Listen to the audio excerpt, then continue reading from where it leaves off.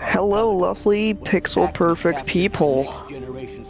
We're here to stream so that we can hit affiliate, which is very cool because it gives us some cool perks. Because you can then subscribe to us so that we can do cool things, so that we can provide you with like emojis and all that stuff. Here I got with me is Nick RP Green right now, shown on screen. Hello, Nick. He's going to run a Metal Gear Solid 1 for you guys on console, I believe, because he loves his PSTV very much. We've got Fury UK, or just Fury. Hello, Fury. How you doing? I am good. Cool. Well, you're going to play Metal Gear Solid 2 for us, right? Yeah. Nice. And we got Twilight, or Twilight Realm. Hi, how are you? Yeah, I'm doing good. How are you? Good. Cool. And you're going to play MGS 3. Do you have anything to say for that? I PB'd yesterday, so I'm actually feeling a little more confident than usual.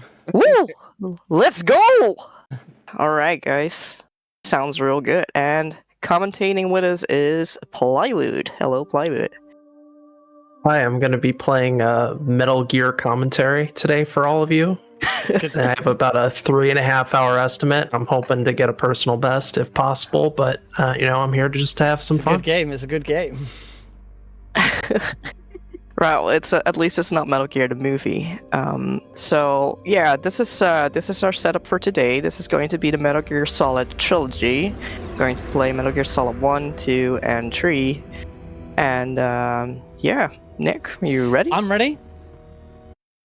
Cool. All right, let's get this underway. So just to confirm, I am indeed playing the PSTV version of this. It looks weird on there because I've cropped it down so we only see the 4x3. That is the Adrenaline menu within PSTV. So yes, official console for this one.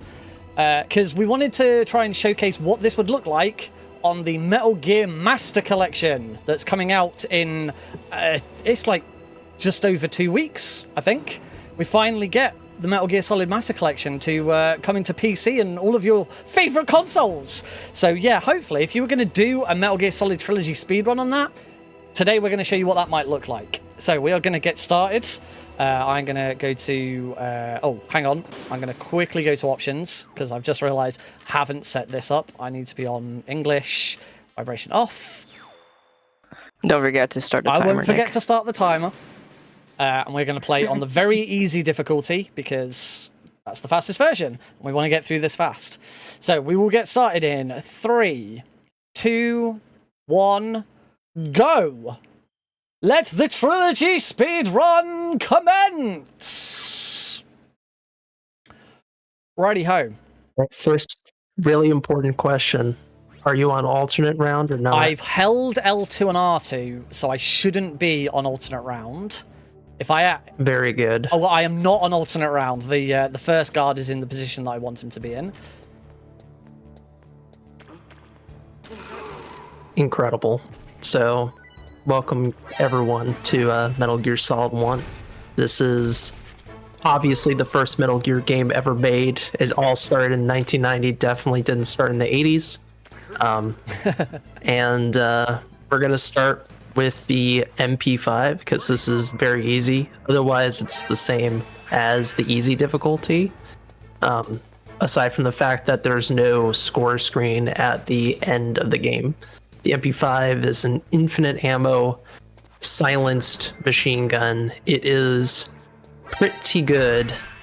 And, I mean, it's not going to be, like, super duper useful in this run. It has its uses, but it's not a giant time save having this gun. I'll use it helps from time to time. I'll use it a couple of times at the start, and that's about it. Yeah, I'd say the nicest thing about having it from the get-go is that you already have something that gives you the tiny speed boost you get from holding a weapon. So there's that. And if you ever find yourself in a really hairy situation, you could use the gun, but it's not... It's more of a big deal when you're playing casually than in the speedrun. Mm-hmm. It's way more always good to useful note. in all bosses. Absolutely. It's always good to note that Nick is not just running around for funsies now. This is actually a strategy. Yeah, he's making sure to grab as many alerts as possible because there are, if I could correct me if I'm wrong, there are less opportunities for alerts here in any percent. So maximizing as many as you can get right here would be quite optimal at that point. That's right. In all bosses, you're going to get a few more alerts than you would on any percent. So optimizing your alert count early on is pretty essential. Otherwise, you're going to waste some time later on. I mean, there's backups, but they waste time, and there's nothing else to do here besides farm alerts. So it's worthwhile doing.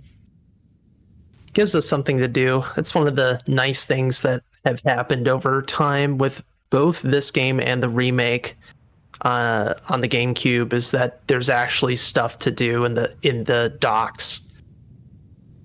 Unless you're playing for big boss strength, then there's nothing for you to do. But putting that aside, we're heading up onto the heliport, and we're going to get caught yet again. Oh, that was pretty clean from gravity chaps.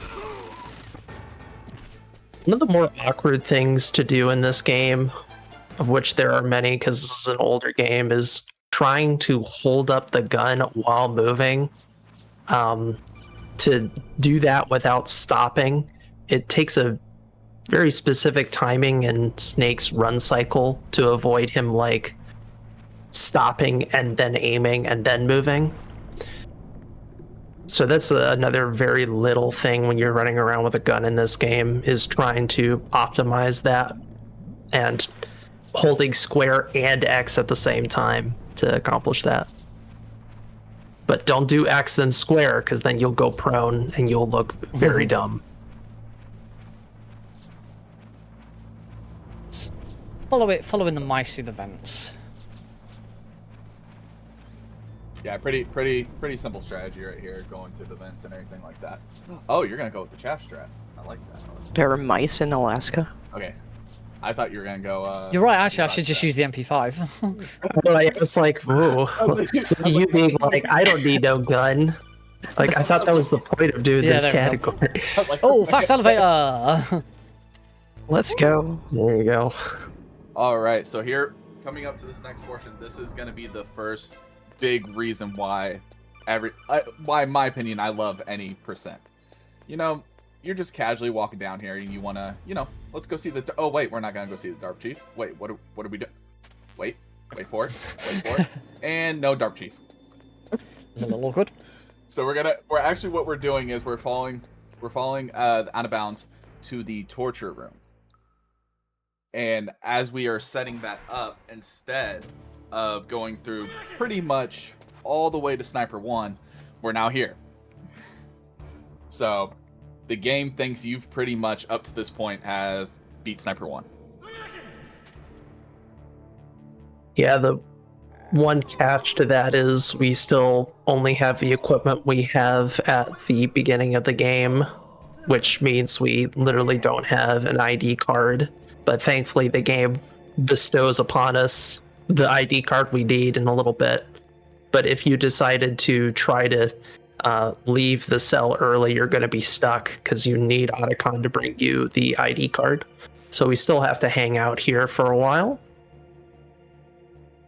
Yeah, and right here, we're going to get through this dialogue, and then what he's about to set up next is we're going to let good old Johnny, fan favorite, come back out. But what we want to do, like Ply was saying, we don't want him getting into a soft lock.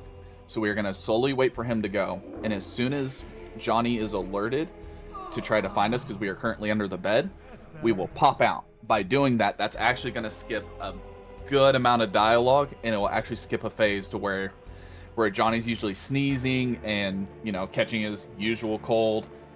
He will skip all that, and we'll go straight to another segment. And there we go. Yeah, it saves about 40 seconds not having Johnny go through his sleeping routine. Yeah. Wow, the man naps for 40 seconds? Yeah, that's what we call a power nap. Wow, I wish I could What do do you that. think is meant by 40 winks? Wow. It takes you a The more you second know. to wink, and so you have 40 of them. That's completely not true at all. I made that up. I was gonna say, I'm pretty sure it's faster than a second. Wow. It's, Not me over here just counting my winks right now. You almost See, had me. see, I thought you were just talking about the sleeper hit platformer game for the PlayStation called 40 Winks, but you were trying to make some silly trivia that doesn't exist. Fun fact about 40 Winks, which has absolutely nothing to do with this game. There was an N64 version that was canceled, but later released by fans. The prototype version, it was basically done, it just never released. How did they release that? I don't know exactly. It probably has some complicated set of reasonings about the rights to that game. I'm not sure. I don't know who owns 40 Winks. Source code probably got leaked and they just compiled it. Here to come out first, say that I own 40 winks. No, I'm kidding. The more you Man, know. we're about to have a 40 Winks conversation. I only played the demo. There's really not much to talk about here, folks. I'm just No, this is a great amount of empty time because you're basically at this point now.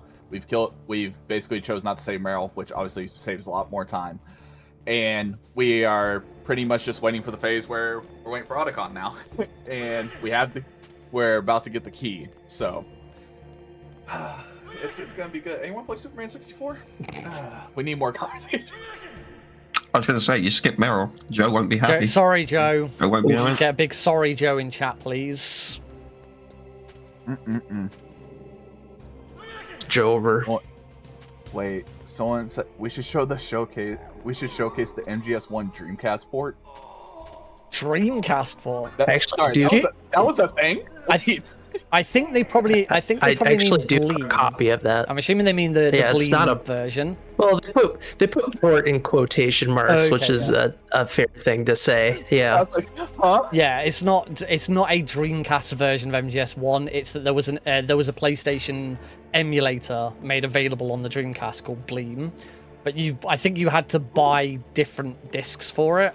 You had to buy this. You had to actually own the game, so it would essentially work as a launcher. And Bleem was an emulator on PC at the time, and they got into a lot of hot water with Sony and had to go through a lawsuit. Eventually, Bleem won. There's one of those really key cases, at least in the U.S. courts, about like legality of emulators. And Bleem would actually make jokes at Sony's expense in their materials for they only released, I think it was 2 or 3, I think it might be 3. I think that it was Tekken 3, Gran Turismo 2, and MGS1 for Dreamcast. So they released these Bleem discs and they acted as launchers. I've not personally used my Bleem disc, but hey, it's cool. Okay, Johnny's dead. And we can actually go on with our business. But isn't that a time paradox if we kill Super him? non-canon run. Both Meryl and Johnny are dead. MGS4 just doesn't happen now. And I think you just invalidated the run. Nick is on what we like to call the bro ending. Yeah, this All is right. this is the true route of the lore of this series. This is canon. Armory. Yeah, we're actually getting a little bit of gameplay, and what we're gonna do is supposedly not pick up the PSG one, but we actually did pick up the PSG one. The reason why it says we're full of it is the game links your progress. Oh god, To, I've completely screwed Yeah, I that was- rune up. I was confused. It's like, what is going on? I was like, man, okay, he's not gonna make the first one. I think he's gonna make the. He went left. Yeah, you just needed waited to out wait. at that point. You just waited Oh, well, out. backup I strats. was like, I guess he's gonna go get like grenades or something. Okay. He's just showing around some scenery stuff, you know. Always have backup strats ready. I knew I had something in my head. You did. He said, "Wait, nope, no, I didn't. No, I didn't. Just reset the room."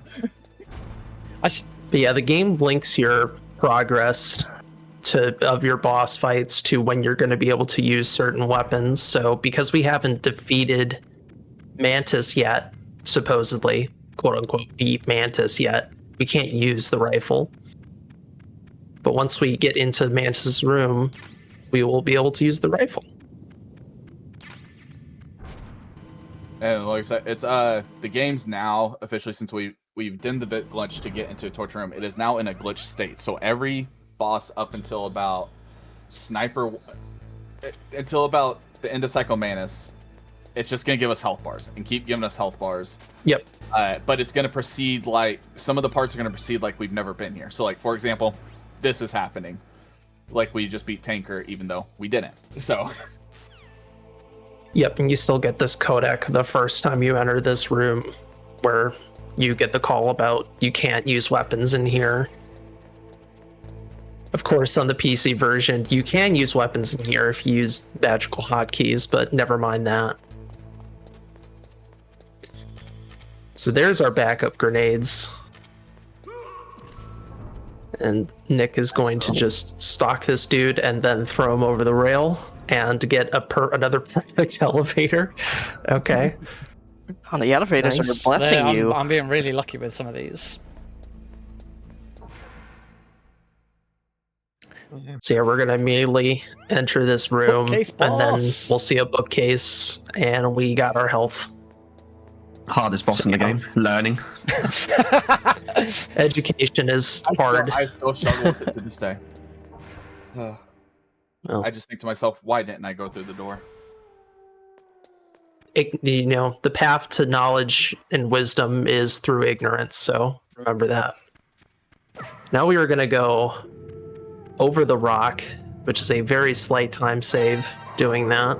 It's going to glitch the scenery a little bit, but that allows us to not have to crawl through. It saves like 2 seconds. It's not that much.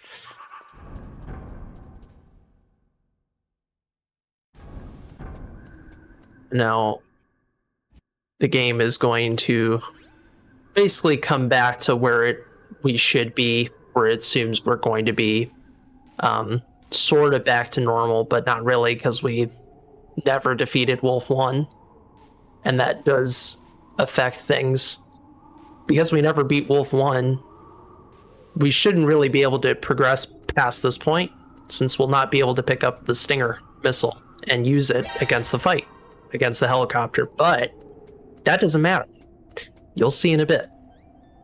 Till then, though, we have another thing to completely break, and that is this tower sequence. Ah, yes, the good old skip of the boba. Now, Yeah. Nick, no pressure, but you know, I got my first try. You did. At Marathon 3, Your turn. you did get first try, so I am manifesting a first try right here.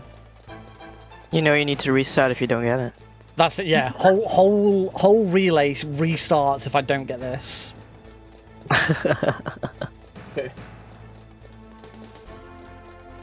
We have plenty of ammo. It's okay.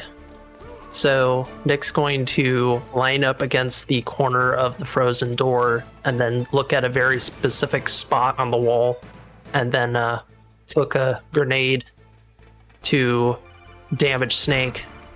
And after he damages Snake, or they shoot him, he'll be able to hopefully get the right animation to get through the door. Third try. These guys are being annoying. Nice. Boba Nice. gives and Boba taketh. Yeah, it's basically a damage boost. I am living the best life ever because I beat the video game. I am living the best life ever because I am out of the stairwell of shame. I am the best at video games. Yeah, shout out good. to I Boba. always sing for, it. I can't not sing it. It's a lovely song, and just shout outs to Boba Witch because she found this during her casual playthrough, and it makes us skip the whole rappel section, which we're very happy with. Yes. Yep, and the walkway. Now we're on to the Tower B skip. We're going to do damage to ourselves.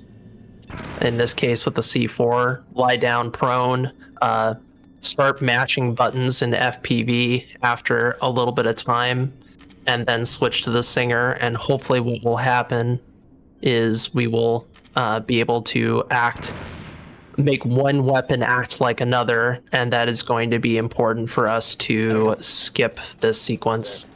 So yeah, now we have a stinger that we shouldn't be able to equip, and we're going to delete the stinger, and the game is going to be very lost by the time we get to the top of the tower, since we don't have the stinger, which we're supposed to, yet we're not where we should be. And very important that we blow up the stinger early, because if you don't blow up the stinger and you walk into the Otacon cutscene trigger, the game's just going to soft lock. So now we make our ascent up, and then we will go back down, and the boxes that should be there, if you haven't met Otacon yet, will be still there. We're going to use those boxes to fall all the way down to the bottom of the tower and skip the Pine D fight and the elevator fight.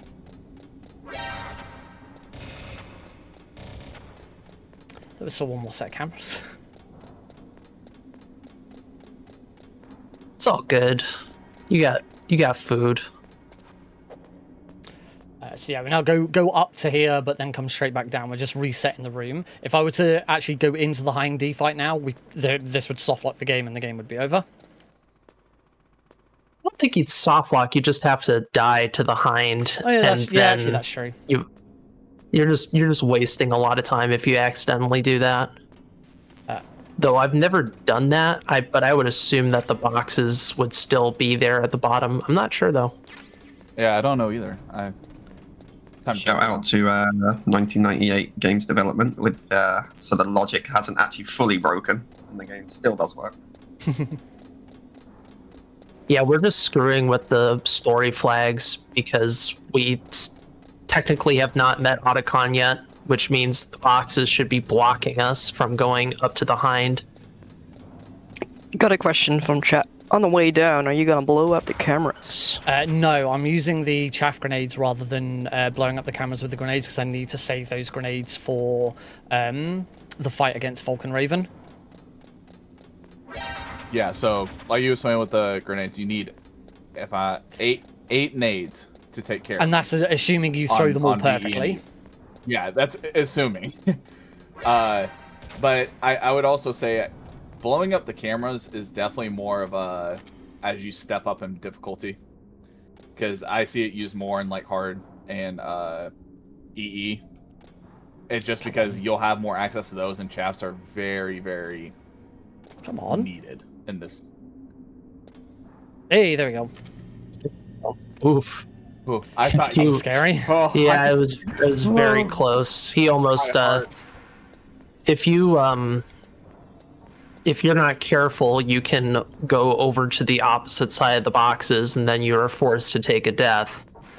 And if you decided to go out onto the walkway, then you would just be stuck forever, and the run would be over. Got the lean. Nice. Nice. Now we're setting up for Sniper 2.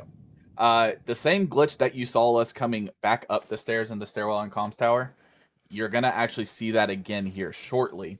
And what that will do, it'll create a glitch state to where we can just run straight through, and we just kill her with the power of telepathy. Yeah, we just crossed the cutscene trigger that is the trigger for her death cutscene. So we just do that and we don't have to fight Wolf, which is very good. We don't want to do that. The lean allows us to not take the shot that you're supposed to take there, and then it makes the codec a bit faster. Since Yeah, she's it doesn't supposed to have shoot get up. you. She's supposed to shoot you, and that will obviously, floor Snake on the ground, and that's a little bit of a time loss. So getting the lean, it's not the most important thing, but it's definitely nice. Like it's like a swag It's a bit of a strat. swag I strat. think it saves like 2 seconds or something. Now, even though we've done all of this stuff with weapons and like deleted stuff, I still have to fight Metal Gear Rex later. There's no way of skipping the Metal Gear Rex fight, so I actually now have to go all the way back up the elevator to actually pick up the stinger for the first time. Because now that I've beaten Sniper Wolf 2, the game recognizes that I'm allowed a certain amount of stinger ammo. No, it doesn't. No, it doesn't. It still thinks I've got 0. You still you didn't wait till you didn't- Raven. Yeah, it's Raven. Yeah, you still have not defeated Wolf 2. The game doesn't consider that as a defeat because we don't get the health bar progression. And that's one of the things that's a bit tricky about this run is your health pool is really limited, and if you're trying to optimize this run, you're trying to cut down on your pickups, and it's quite possible, especially if you're running like normal or hard, to cut it too close and die later on. And then right there, right before he just left that room, a nice optimization right there to where when we went to go get the stingers back, like I said, the game with the elevator now assumes that we've never gone down it for the elevator fight and all that, so it acts as normal. And what he does is he throws a chaff in there so that he does not take even that second or two to throw that chaff later on, so that as soon as he walks down that elevator, it can pop a couple seconds later, so it's just a clean line all the way through. Yeah, it's But a now very we're on to very weird, like, time hold mechanic with the elevator time. The tower sequence is just bizarre. There's so much weird stuff going on. Now we're gonna exploit stun grenades. If stuns happen behind a door, they're gonna stun everyone but not cause a alert. And then we throw a grenade and destroy the crane. The tricky thing about that is the timing of the grenade really depends on where the crane is. So sometimes you're going to want to throw a bit earlier or a bit later, depending on that. The easiest thing really is to like use a Nikita or a Stinger, but Nikita's out of the way and we still can't use the Stinger. So that really just leaves the grenades if you're trying to be optimal. Yeah, you're skipping the whole sequence with the Nikita, right? Yeah, I mean, you could still go and pick it up, but it's a bit of a time loss. We haven't even met Otacon, and he's going to. Oh, we did. We did. We just didn't see the cutscene. Right. This is the first person we met in this damn game. They're like Ocelot. So this is the cargo elevator fight. Really tests your ability to do quick throws, which is throwing and then equipping your weapon to toss them over the edge. Fun fact, the cutscene shows 4 guards, but there's only 3 that actually you have to fight. And No idea why, and I'm pretty sure it shows the same in TTS. No, that's just TTS. He definitely trips. He definitely That's trips just- along the way.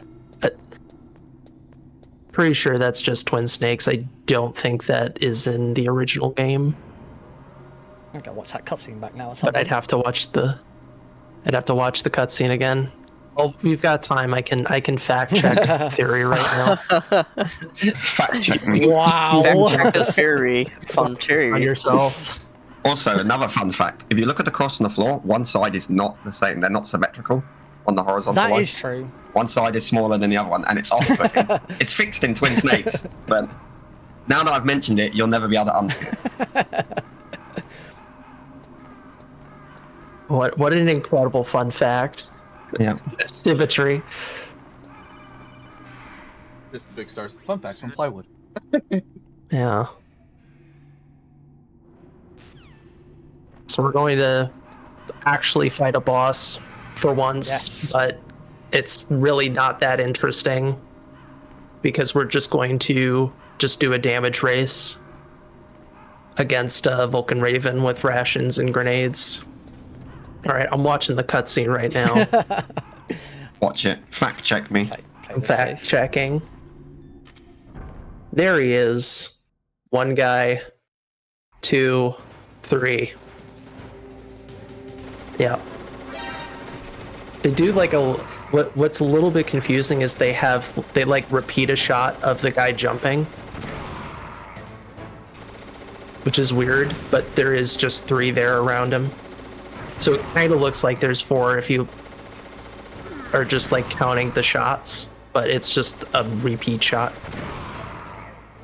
So you have to count for Falcon Raven. Not with this fight. It's just stand up, immediately hold, arm your grenade. Cook a grenade, yeah.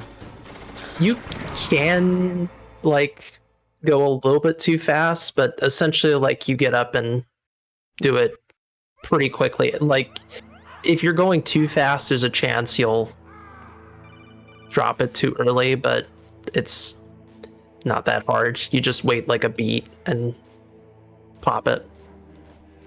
It's also a similar method in the remake Twin Snakes, except for we just stand there and use a stinger. At least on the lower difficulties. On the harder ones, you wouldn't want to do that. If I recall correctly on Twin Snakes, you can do it on every difficulty except extreme. Except extreme. Yeah. Because you have no you have like 1 ration and you need to save Yeah, that it's ration. Extreme. Yeah, it's not enough. On Twin Snakes, Raven is the easiest boss fight in the game until you get to extreme, and he becomes the most difficult boss fight in the game. And it's scary as hell. Got an interesting question from chat. Why is your text selective? There's like part Japanese and part English. For console runs, we play the fastest version of the game is the integral version, and there'll be a lot of people who are like, you had an MP5 at the start of the game and you're playing on very easy. That doesn't exist, and that's because the very easy difficulty is exclusive to the integral version, and the integral version was only released in Japan. It's basically like a director's cut. It combines both Metal Gear Solid and the special missions or VR missions together in one bundle. So it was only released in Japan, but one of the things that Kojima did when he released it is he really liked the English dialogue.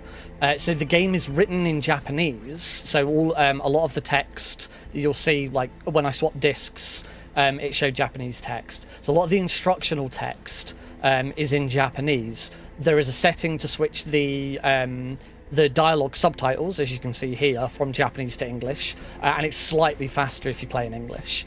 But all of the voice acting is done in English because Kojima really liked the English dub, and as a result, he made the English dub only available in this version. This is also the version that went on to be ported to become the PC version, but we don't talk about that version because the PC. Right, and it doesn't integral skip like a cutscene. There's a couple of Yes. different things. I think it's one of the Liquid cutscenes specifically before Liquid's fight. So Yeah, the 3-minute speech. I'm pretty sure that's only on the US version that you can't skip it. Yeah, I think you might be right. On PAL you can. You can? Oh, well. Yeah, on PAL you can skip that cutscene, I'm pretty sure. I think it's just the US. But we don't. We Times the PAL is more better, like superior to That one NTSC. spot that you lose all that in 50 hertz land. as a lot of people who play retro games will know, if you play the PAL version of this, it only runs in 25 FPS. If you play the NTSC version, it runs in 30, and the game speed matches up with that. So yeah. There's only one game in the Metal Gear series where PAL is better, and that is MG2 because of the speed. No, that's not true. Metal Gear 1, Metal Gear 2, and also Portable Ops. Portable Ops Portable also Ops, has Portable Ops. There's a skip that you can't do on the other releases that's exclusive to. Actually, I think there might be 2, but at least 1 that's significant. So Yeah, I knew about MG2. PAL. This is a rough bow. Can you hold up? No, let's see where Far that. right, Oh, not far no right. way. Oh, the worst. Oh No way. That is super Oh unfortunate. god. Oh god. Ah. So- Holly, like, I'm gonna double check in case. Nope, I have got. So no. I'll let You someone got the I'll let worst someone luck. explain what's actually happened. Yeah, basically, someone saw us with the Palkey and they shot at us, and then that shot the Palkey out of our hands, and then the Palkey fell all the way down, and it has like an RNG. It's a set RNG. You can't really do much with it, so you can manipulate it or anything. It's just going to be at some place, and obviously the closest places are going to be more favorable because of the time, but Nick has got the worst luck possible. Because you don't know where it's going to be, so you have to check all the locations technically until you have it. So you're going to go to the fastest location until you go to the least fast location, and most locations are to the left. So obviously that's why Nick first searches left, but it was all the way down to the right location, which only has like one RNG location. So the worst luck you can have. There's 7 spots, and Nick unfortunately got the 7th. It's pain. Insert the Go for Discord sad horn soundboard sound. Do not give him, and I mean him, Fly, an opportunity to count for it. We'll What gladly did you say that start Boa earlier? sound blasting this stream. So yeah, now we do the dreariest part of this run, which is even more of a chore than getting the stinger, and that is doing this whole PAL sequence of cooling the key, coming back, heating the key, and coming back. This whole thing takes around 13 minutes or so. It's in It's any percent, it's about 1/3 of the run. Just doing this. Yeah. That's right. And still no way to avoid this. Like this is kind of the holy grail of fines. If someone ever found a way of skipping this sequence, it would completely change this game. Or even just speeding it up somehow. It would change this game forever. Got another cool question from chat. Yeah, how do you muffle your footsteps on the metal walkway? So this is a thing called skating. I've got to wait in here for 65 seconds to call the keys. This is a good opportunity for it. If you constantly mash your weapon, it's probably best in. You'll notice that because I'm constantly mashing, Snake's walk animation is being reset, which means he never actually puts his foot on the floor. Because he doesn't put his foot on the floor, it means that he doesn't make any footsteps, and that's how we avoid that guard hearing Snake on the grates. Is the Palkey warm up and cooldown different timings from emulation and all that? 60. No. Is I saw. Okay, So I thought it was. I heard 65. I was like, I thought it was. Sorry, 60. I did misspeak. It's 61 seconds. I was like, I don't want to play the console version anymore. The thing you have to look out for with the timing is creating lag slows down the timer, which you can do if you pan the camera a lot. You could create lag, and then if you're playing on extreme, for instance, and you're getting the body armor in and getting like supplies over in the blast furnace, that blackout portion also counts against the timer, because there's like this transition point in the blast furnace when you're going through the pipe room, so that also counts against it. On the PC version, you can avoid that with PC jank, but not so much on console. I think the room transition can benefit you or hinder you. It can actually speed up, like depending on when the timer is when you transition. Yeah, there is a calculation in which it works out the frame or something in transition, and it either shortens the time you require to complete the card, or extends it slightly. I mean, on a console run, it's too like inconsistent to even. You basically like you could risk it, but it's really not something you want to do if you're going for the fastest times. You essentially just want to give yourself a little bit of extra time if you're doing that strategy. And we're talking about like the difference of like a second. Yeah, you're getting onto Taz levels of, because all of the RNG in the game is determined by frame numbers. So, for example, we talked about the PAL key being in one of 7 locations earlier. It was actually determined by the frame number that I entered the room on.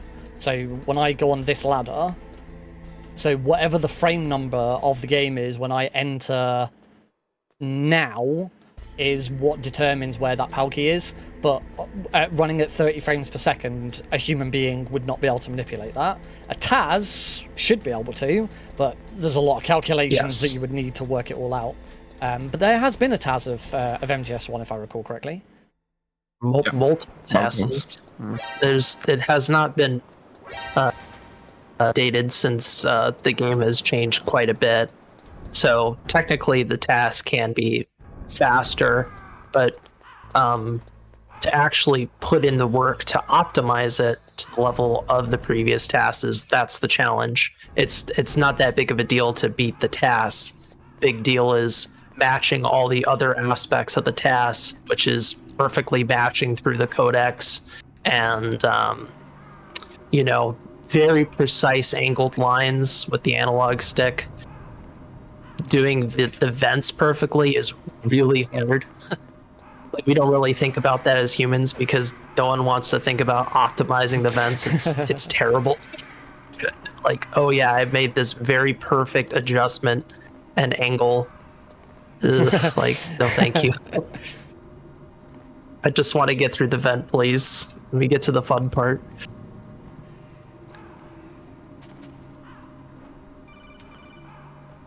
So as Ply said earlier, there's not much going on in this bit.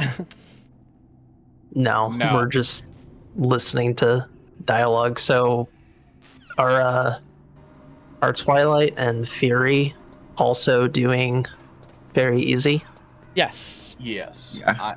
You have to keep in line with. It's all because of Nick, because he wants to play very easy. It does make this whole thing go by more quickly, and we don't have to sit through the credits on this version because of that. Since there's nothing to wait for, which I do have to mention, that does mean that using the English subtitles makes no difference for very easy. Doesn't make any because difference. That's the time save from English happens after the game has essentially completed.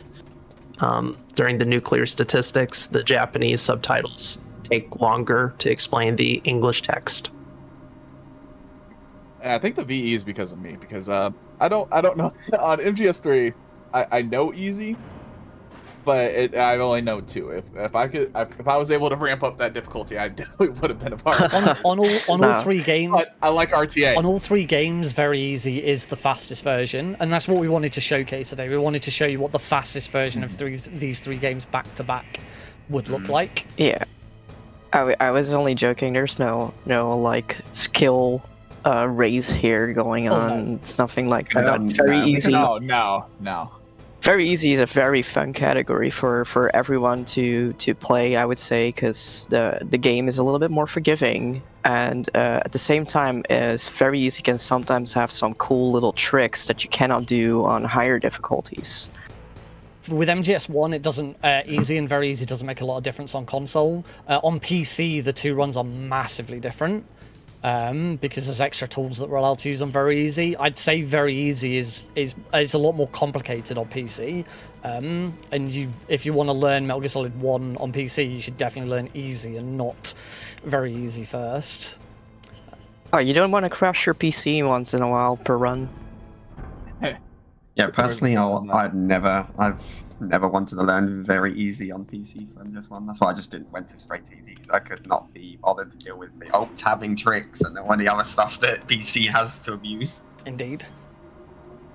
Yeah, very easy, and PC has some little, like, interesting features, like, I forgot what it's called, it's like a safe loader or whatever. Area reloader. Yeah. Yeah, the area reloader, and it allows you to, well, reload the area, haha, but, like, it's very interesting. It does interesting things to the game, and it doesn't always like it. We've had a lot of people complaining about crashes, and just in general, you need to sometimes alt tab to, like, I think to skip a cutscene or something. But You skip dialogue that way, and yeah, it can skip a couple of cutscenes. Yeah. But you run the risk of it not working properly or crashing the game because the PC version's just unstable anyway. It was made by like 5 people in a basement with no help from Konami other than the fact that Konami actually creamed it. It was like, yeah, you can go ahead and make it like official. Like, how do you know it was in a basement? well, I mean, I'm just guessing, you know. So- Yeah, second floor basement. It was Right. in the armor. No, it was made in a barn in Iowa. Well, that also explains a lot. Yeah. It's also why the music tracks PC version for so long were so broken, and like they were such short clips. They basically had no help, so they had to take the clips from fan sites, and the music snippets are like 5 to 10 second snippets, so they just restart themselves. They're still so broken too, just not as. Yeah, I mean they've been replaced. Luckily, BMN, the legend Mhm. in the community, has made his launcher and actually managed to replace a lot of the music with full tracks. I believe ripped from the actual console version, so the full. But yeah, I'll enter this chat because I talked to someone in chat. Yeah, there's no difference when you heat the key to go into. I used to go in the Steam room all the time. There is no difference. It was so weird when I figured that out because they're like, no, you can just stay in this room. I was like, huh.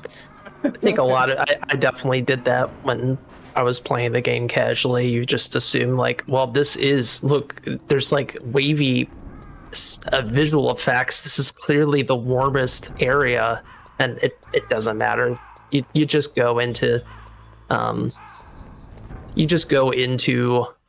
the blast furnace, and it just starts the timer. So no, you want to actually wait outside of that room. There are always If you don't have to go in, you don't go in. there are always so many rumors about different things that you can do to speed it up. I remember hearing one where someone did actually go and check it out because there was a belief that if you went and stood underneath the hand dryers in Mantis's room, well, in the bathrooms next to Mantis's room, that could do it, or it could also thaw out your rations if your rations got frozen.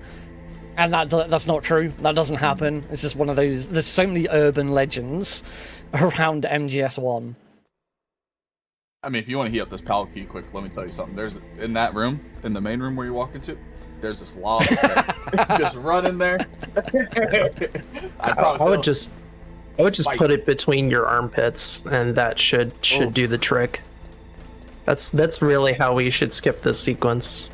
Let's just use that or his cigarettes. He's got a lighter. He has to have. Does he light those cigarettes? They make a big point of saying he smuggled the cigarettes in his stomach, but how does he light stomach acid? the cigarettes? Like, does he use like the muzzle flash on a gun? Like, what does he do? Shoots a gun. Points at. There we go. Yes, he shoots the SOCOM right by his face and lights it that way. Cooks a nade, throws it up in the air. Make sure it doesn't hit him. Catches the embers. I guess he like also put the matches in the cigarettes and put like, I don't know, man. It sounds really gross. Like there's a lot of unanswered questions in this series, and that's one of the most important ones. Is how does he light those cigarettes? How Solid Snake really lost his eye. Yeah, I'm gonna expose Kojima for the fraud he is. Anyways, it's time to fight Metal Gear Rex. He's too worried about Postman Simulator. Leave him alone. Yeah, the sequel. So we're gonna get into a very specific spot, throw a chaff grenade, and then throw shoot out stingers at the radome. Only on the easy difficulties can you stun Rex 1 with the chaff. Very good. Yep. Now we wait here. Also, Nick is muted. Maybe he's doing that intentionally. I don't know. He's just doing his thing. But I don't know what's going on. But that aside, phase 2, you just need to move up left a few steps. That way you can maintain the proper distance between you and Rex so he doesn't go on his hind feet. And he just keeps on lasering and shooting. It's a lot more consistent than more consistent and easier than dealing with the missile attack. Okay. Now we skip the cutscene that you can skip an integral, and apparently the PAL version. This is the first time I've heard of that, but I've never played the PAL version. I haven't subjected myself to it, but when I do, I guess I'll do, I don't know, the German dub. I have no idea, but I don't know. So we're gonna do an infinite punch combo. And we're gonna teach you all how to do an infinite today. Pick up your controllers and do a galloping beat on your circle button, and you do like tap tap tap tap tap tap tap tap tap tap tap tap. Just do that for 3 minutes every day for 2 weeks, and you will learn how to do an infinite in this game. And we advise you to remove your headphones so you don't listen to Liquid. Makes it easier. And if you don't do that 3 times a day, and I mean 3 times a day, I don't know what to tell you. Be sad. Yeah, well, you gotta, like, you're brushing your teeth, you do an infinite. Don't forget that you unlock an achievement, like it will pop up right above your head once you've done it every day. Yes. All right, that's a very good position for Liquid to be in. So he's got a good spot to complete this infinite. A little bit squirrely on the setup, but Nick is a pro at this. Oh man. Unfortunately. Just a little bit under. That's one of the things you got to be aware of is if you knock off Liquid before he doesn't have the required HP amount, he'll regain some when he gets back up, which is super annoying. All right, we got through it. Hurry! Well, I made that look way worse than it should have been. Well, you did like a 90% infinite. That's something. Uh-oh. So we got surveillance camera. We got 10 minutes supposedly to get through this whole thing. They give you way too much time. It doesn't even, like, it seems like, oh my gosh, I got to get going, but the sequence does not take anywhere close to 10 minutes.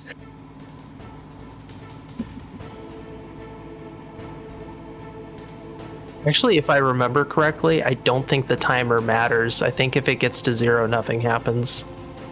But I was literally about to say that. I was like, I'm pretty sure someone did it right.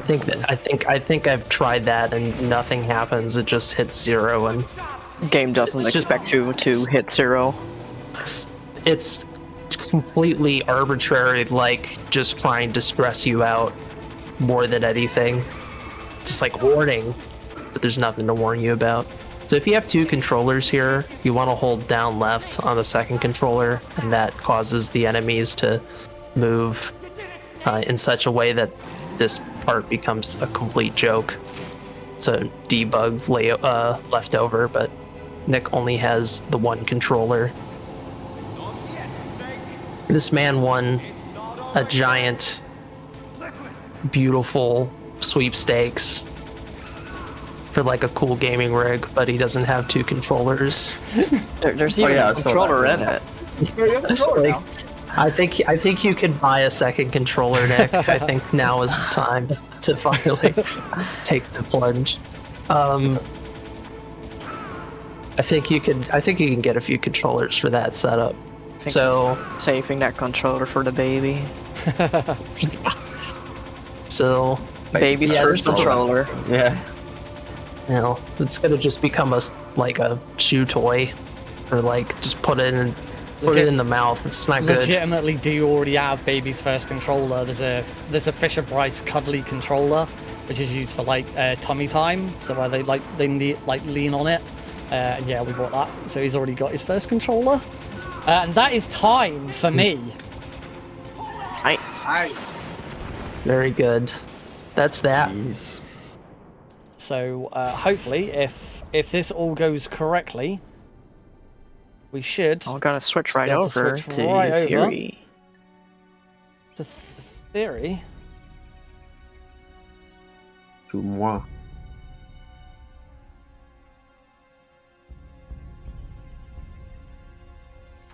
Well, Nick has to become Fury for sure. Hopefully.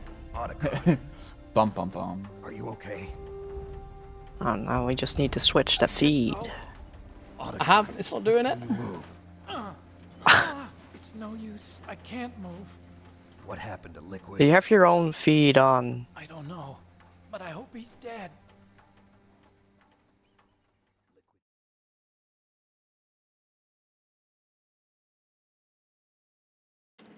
All right, we're on the next. Okay.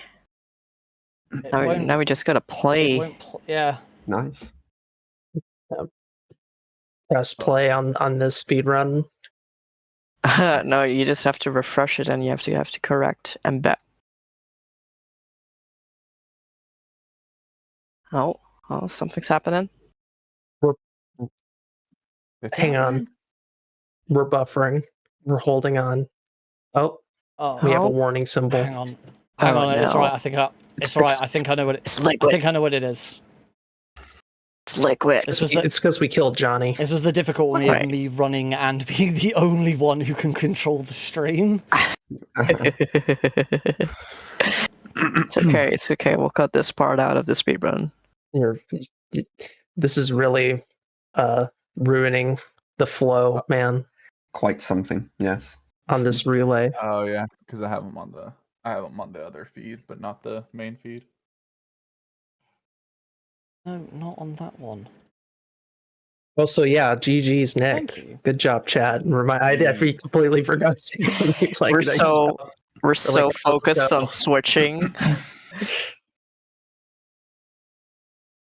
Yeah, there was a run. Please clap, clap, clap, clap, clap, clap. Oh well, didn't do that right in chat. So confused. I might be blaming Jasper for this, and he's not even here. Yay! There we go. There we go. There we go. All right, go. All right. Go, Theory, go. Let's just go. We can get into it straight away. Welcome, Fury. Yeah, we're not really giving you much of an intro here because That's we're all right. just straight up going into the game. And first of all, we're going to do the tanker part of the game. It's really funny that this game is like, you have 2 options. Well, technically 3. You can play tanker, or you can play the plant, and then tanker's like 30 minutes. And if you play it normally, and plant is like 8 hours if you go through a normal playthrough. So, we're obviously doing the full game, so in both sections, and tankers basically our little intro where we're like, oh, whoa, we're playing as Snake again, oh look, he's so cool, and then psych, nope, we're playing as Raiden in the second part. Just a little Kojima tricksy. Yeah, So- Snake in this game has a few more tricks up his sleeves. He can actually roll. So he learned how to roll between Metal Gear Solid 1 and Solid 2. And also aim learned in what a first gym was. person. You can hang on rails, though we're not going to do that at all. Snake. I don't. Well, no, that's not true. But regardless, Only we're one. gonna fight Olga. This fight is really annoying. I think I got the loop. She did fire I've fast. been with the unit Oh, I since didn't. I was No. born. I Damn. grew up on the battlefield. Still fire fast, Conflict so and open. victory were my Case in parents. point, this fight is really annoying, even on the lowest difficulty. I mean, you're not gonna die here on very easy, No. I have no but she Olga loves the has, bleed time. Olga has some really weird RNG that you can't really manipulate. She's just going to either be behind the first crate, or she's going to be behind that. I don't even know what it is, like some sort of shelves. And there's not really a way to know. She can also go left or right, and also will determine whether you have like a little time save or not. And basically, Olga's just very annoying, but not very easy. She's easy enough to just eliminate. Yeah, so we need to fight Olga so we can get the gun she was using. It's essential that we get that gun for us to make progression, but we are going to do a skip here called the Prozac skip, and we're not going to do drugs. We're just going to phase through a door with a grenade. But might as well be doing drugs at that time. I don't know. Say no drugs, Well, kids. I mean, Snake does do drugs in these games. He smokes cigarettes and like does like diazepam and all that stuff. But Ooh. through a magazine, Nice. Well So done. by throwing, Rotate. it can be done with the magazine. It can be done with any throwable grenade. By throwing it in first person and turning, it extends Snake's hitbox, so that it can trigger the loading screen on the other side. It's kind of similar to the Boba skip from MGS 1. It's just performed in a different way. That trick is also doable in Twin Snakes, because Twin Snakes shares the same engine and roughly the same model for Snake. And in Twin Snakes can be used to completely skip the opening elevator section, which is really nice. The enemy's attacking. Stay alert. really small optimization of holding the first guard up rather than rolling through him or tranking him. That slows you down a little bit. But you have to understand the timing, or otherwise you're going to cause an alert, and it's a bad scene. All right, we're gonna go into a forced fight here. We basically just have to kill all these people. Not something that we would normally do, of course, in a true playthrough, but for the speedrun, it's definitely faster, and we're done. That was a darn good. That was so fast. Very good. Yes. Very clean. Yeah, it was clean. Now, It's time for the ladder skip. The only time we hang. yeah, sort of, kind of hang. It's a sort of type of hanging, but not in the traditional sense. So we drop down and avoid using the ladders, and that saves a nice chunk of change. Crank the guard by the projector, and head on into the left side. You can do the right side, and it is faster, but it's way more risky and tricky. And now we are going to domino these numbskulls and head on into the final room and take some photographs. And thanks to the power of 16:9 screen ratio, we can take photos that we really shouldn't be able to take. That clearly show the logo of the Marines on Ray somewhere. 100%. You're just going to have to pixel peep in That was Photoshop to really see it. Pixel perfect. Somewhere. Wow. Yes. See, there you go. Wow. Pixel perfect photos. And real quick, a small little optimization he just did towards the end. You notice that he had the SOCOM out. So if he has the SOCOM out going into this next section with Raiden, he's actually going to have the ability to, when Raiden picks up the M4, not M4, M9, that he can quick equip it rather than going into inventory. Yeah, it's basically like a memory trick. Because I'm running previous, so I can have 2 weapons or 2 items equipped instead of just having to switch all the time. Yeah, I've assigned 2 weapons basically. The game thinks that I've got the M9 on previous still, even though we're on a completely different character in different section.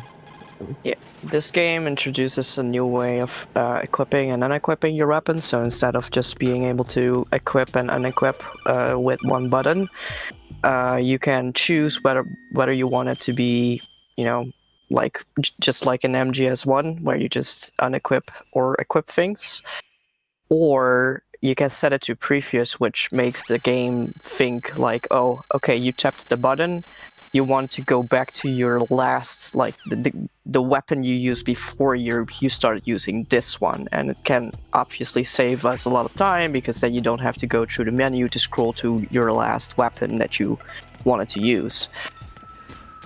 There's just a lot more menuing in this game compared to MGS1 if you were using unequip.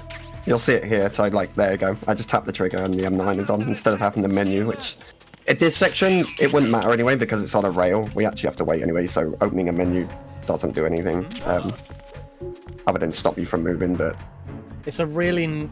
The rest of the game, I don't want to be opening menus as much as possible, basically. I want to keep the menus to a minimum. It's a really useful tool, really, really useful for speedrunning and really good in MGS2. Twilight, you're going to be using it in MGS3, right? If he was playing the 3DS version, he would use something like that, but yeah, for some... he's playing the worst version of the game that does not use the 3D effect.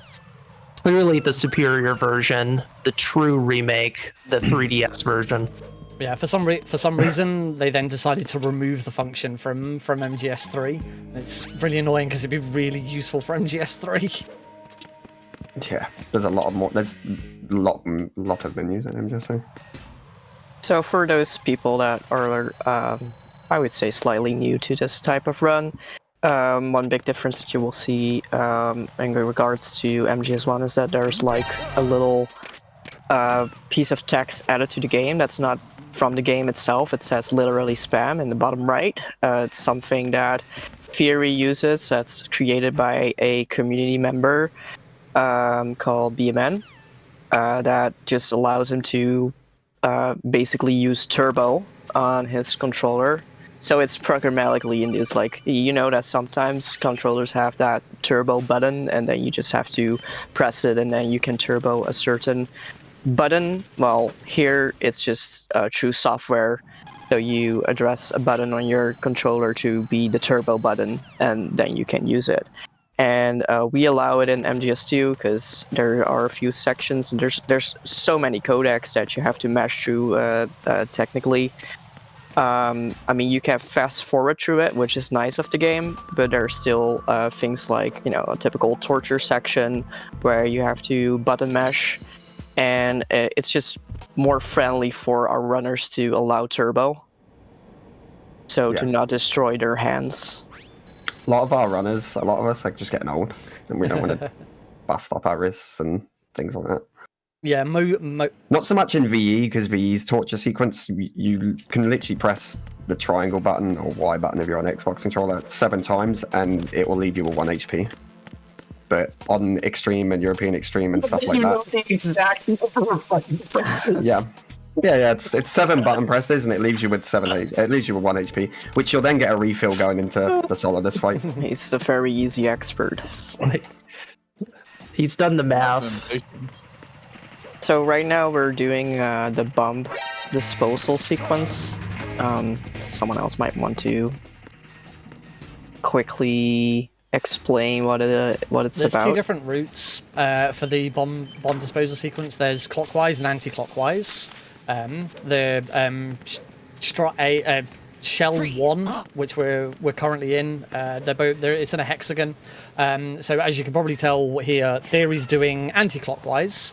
So we're going to see a few extra little tricks. There's a really neat cardboard box trick that Theory will be using as he goes through this. And it's just, for very easy, going clockwise or anti-clockwise is kind of down to personal preference. It really doesn't save much time going either way. As the difficulty gets ramped up, anti-clockwise starts to become more and more useful and produce a larger time save. So here we're... Because of the guards, right? Yes. Because of the guards and because of some of the... It also depends if you're playing the PC version, you will go through less loading screens going anti-clockwise. If you're playing the PC version, doesn't really matter because loading screens are very, very fast. But if you're playing one of the console versions with much slower loading screens, then that also ramps up the time a little bit. But you saw Theory pick up one of the cardboard boxes. There's 2 altogether he's going to need to grab. And that was a little trick there, where if you crouch in exactly the right spot, you can use the coolant spray from the other side of that box to hit that C4. Normally, you're expected to go all the way around and be in front of it, but there's like it's relatively forgiving as to exactly where you need to be. But yeah, it's a nice little time save to not have to go all the way around. Yeah, and if you're wondering why Theory just literally instantly stood up after crawling underneath a pipe, that's because he's using the coolant spray as a way to instantly stand up. It's just a little trick that you can do, but obviously saves a little bit of time every time you do it. Guards are pretty dumb in this game. I'll literally just drop right in front of him. Doesn't see anything. Their sight lines might be one of the worst I've ever seen. Yes. Obviously goes up when you go into higher difficulties, but very easy is very forgiving. Twilight, you shouldn't be so judgmental of them. They're having a rough day. You know, what if you were trying to overtake this big facility? You think it'd be so easy for you, huh? You know, you think you would have some type of mental preparation, but you know what? You're right. I feel bad for him. These guys, we completely schooled them on very easy. They're so weak, you know, like they're very, very weak. All right, we're heading up to the cardboard box trick. First, we gotta go to the helipad. One thing you'll see Theory do a lot is do the aerial roll, cartwheel, the spinny jump, whatever you want to say. And it's really useful up and down stairs. In a straightaway, it does save time as long as you are not overshooting and undershooting. Because the time save is fairly minor in a straightaway, it does exist. But being able to roll up and down stairs avoids the animation of the stair climb and the stair descent, which is pretty slow. Yeah, I think it's like 0.02 seconds each cartwheel, and we do about 300 and something. I think it's like 315 to 320 cartwheels through a run. So it saves about 15 seconds across the entire run. If you of course he knows that perfectly. stat. Oh my god. Right, I'm just getting stat. Oh man, fine. That's a more relevant stat than the 7 button presses, I will say. Theory got fact check once, and he's not going to forgive Private. Well, you know, Ply flat checked me in MGS once, so you know, I have to like. Yeah, he has to show off, which is very fair. But yeah, that trick that Theory just used allows us to perfectly aim in a certain spot, and then you can climb from that position onto the conveyor belt, which you're not supposed to do, and then you go into the point where you would transport if you got onto the conveyor belt normally with the boxes, but we just get there immediately. So essentially it creates this teleport mechanic. I mean, this also exists in the other Metal Gear games, but this is one of the few games where it's actually relevant in the speedrun. It exists in MGS1, but you'll never see anyone do it in a standard speedrun. Maybe in 100%, but not in any percent or all bosses. It's pointless. Unless you were in like 2017 and we didn't know how to get the stinger. It was before Godboat exploit existed. It was the old route. Anyways, so we are nearly done with the bomb disposal. We just need to transport ourselves back to Strut A, and we're going to do that by once again doing this box trick to cut down on travel time. Yeah, there's a lot of little things in this game. Like if we want to sort of compare MGS1 to MGS2, MGS2 is a lot about movement. I mean, MGS1 as well is about movement. You can cut a lot of time by moving precisely and perfectly. But MGS2, because it's more 3D, it's not having those like straight up 8-bit controls that MGS1 is using with the typical D-pad, and you can just go diagonal and all that. No, this is a full 3D feel. There's a little bit more to save, and there's all these tiny little knickknacks that we could be explaining, but this run would have to like be at least twice as long, and we don't have that much time. But you can see some Fury sometimes doing things where you're like, hey, he did something there, or like, why did he get seen by that guard? Sometimes it's literally just to skip a 2-second cutscene. It might not be that much, but it's a lot for this game. In V, it's a lot. Every second counts in V. I mean, like losing half a second in the room can make the difference between PBing and not. It's really like that mad. It's so optimized. It's the most optimized category of MGS2 because it has so many runners. And because it's very easy, right? Everybody sort of starts there, so it's bound to be the most optimized. It's just got all the people's eyes on it. So yeah, every second counts, basically. So this is a fight that's like, how do I say? It's sort of like a timed fight. You're just going to have to sit it out, but there are ways to speed it up. Yeah, what we want to see happen here is, yep, Fortune shooting the lights down. That means that Theory's got the setup correct. There's basically just specific ways to position Raiden so that he stands more optimal, so that she hits the correct things that let her progress into the fight. Because the more she progresses, the earlier the fight is done. She has to hit certain points like a barrel or a crate, and she keeps going until she has hit the last point, and that will trigger the last cutscene. Because we can't defeat her yet. In fact, we will never really defeat her. Yeah, and the point of this fight, and the way the fight ends is that first barrel gets hit to the right, that explodes, and then he needs that second barrel, which what just happened, to explode. And so that will trigger the fact that she's getting ready to end, and so then she starts spastically shooting, trying to really kill you at that point. She's had enough of your ducking and dodging. Oh, she's not really accurate. It's kind of her own fault. Lady luck, not lady accuracy. Right. But I would argue that a real gun is not that accurate anyway. It's kind of hard to shoot aim that thing. Yeah, shooting lightning at people, I don't know. Like, I don't know how accurate it is. It seems very heavy. So now we are heading to the Fat Man fight. I was about to call him Baker, but no, he's dead. It's Baker, but different. He has the same trench coat. Baker's back, and Baker he's on pissed. skates. Baker on skates, and he loves wine. Right.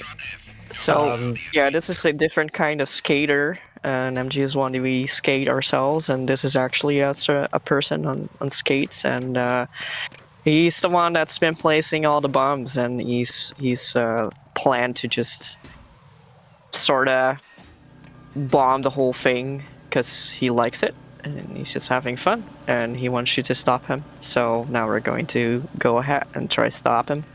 There's two ways that Fury can do this fight. He can do it lethally or non-lethally. There's actually a difference between it, and I believe non-lethally is slightly faster. Non-lethally is faster Optimally, yes. Trickier.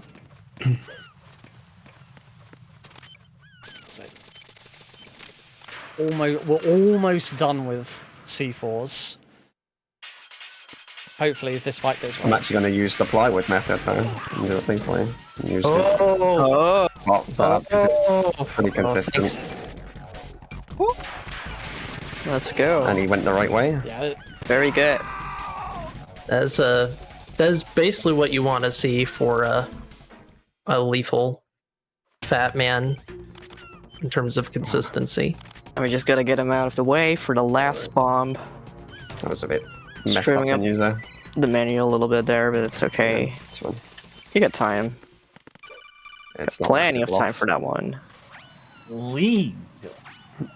So yeah, that fight doesn't end until you actually dispose of, right. or well, freeze the bombs that Fatman has placed throughout the fight. So you really do not want him to place more bombs because that will prolong the fight. And well, this is a speed run, not a slow run. Now I'm hoping for a God Aims because in my D-Rust runs, I actually got him twice, back to back. Like first position God Aim, so we'll see what happens here. It's random, it's determined as soon as you basically enter the room. Yeah, like a lot of the other games in the series, we talked about this in MGS1 with the PAL key. MGS2 has its own RNG moment. And this is the Ames room. It'll be a couple of rooms time, and basically there's a guy in the room called Ames. He's got a pacemaker, and we use the D mic to point at people's chests to see if we can hear the pacemaker. And if you're playing a new game, Ames is always in the same location. The cutscene that plays between you and Ames is always in the same location, and that's where he is. In New Game Plus, they move him around because in New Game Plus you'll know what he looks like. So you know you're not meeting him for the first time. So he's in different locations. You might think, well, why don't you just play New Game then? Because then he'll always be in the same place and you know where to go. Unfortunately, the cutscene that plays between Raiden, Snake, and Stillman when you're being instructed on how to defuse the bombs can't be skipped on New Game. It can only be skipped on New Game Plus. So it is a massive time loss playing on New Game. Because that cutscene is like 6 minutes and like 90 seconds, something like that. It's long. Nobody knows how something long it you- actually is, but it's really long and definitely not something that you want to go through. So we're getting the D mic, which is it's not an abbreviation for a certain limb that men have, but it's actually standing for directional mic, as in you can aim it at things. Wow, very cool. So that will help us with aims, like Nick said. We're going to go up to Ames's room now, but there's a difficulty because there's a retinal scanner, and we might be disguised as the enemy, but we are obviously not in the retinal scanner database, so we have to use a soldier to bypass that. And well, that's done. Easy. And equip the BDU there because any cutscene that has to render Raiden, when he's wearing the BDU, it has to render the BDU on top. So it just takes longer to load that cutscene. So let's see where he is. The fact that the BDU is slower is one of those places where you can see how this game is a little janky on the programming. I was about to say, like, no pause buffering. Staring. The RNG is I got the worst aims possible. the RNG is not on our side tonight. Worst aims, worst PAL key. I got what we like to call a North American aims. We got the best runners. I'd forgotten that we talk about where Ames is as though he's on a world map. American aims. It's like God Ames is Russian. Remember, this game takes place around New York, so it's only appropriate that he's in that spot. That's why you should just go there first. Makes the I also most got sense. a fast elevator there on the second click. Didn't get the first click, but I got an instant. So Got the instant All one right, there. and Which, now we're making our way to the PSG 1. Ames was talking to us about how, Shell 2. You gotta get over to Shell 2. And by doing that, we are gonna get to do one of the, in my opinion, one of the most fun boss fights coming up, but can be one of the most triggering, and can kill your run. Do you like pain, Twilight?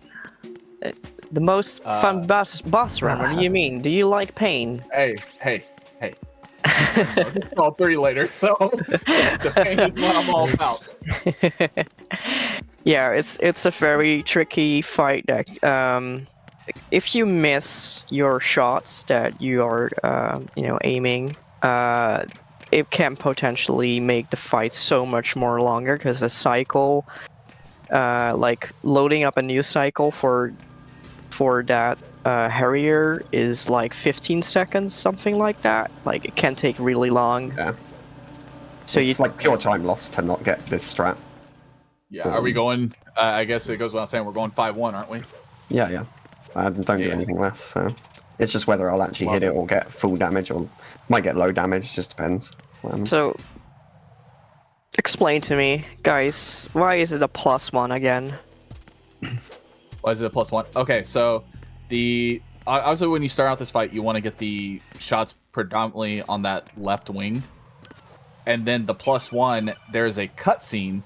There's a little cutscene part where Pliskin throws you stingers, but as he comes through, the Harrier will come through, and you line up your shot specifically to where you can catch it, to where it homes on, and then you hit the shot, you click off, and then the stinger will follow him, and it'll get that extra shot that you need to where when he does the bomb drop, it's only 2 more shots to finish the fight. Hopefully, Right on time. hopefully it looks like this.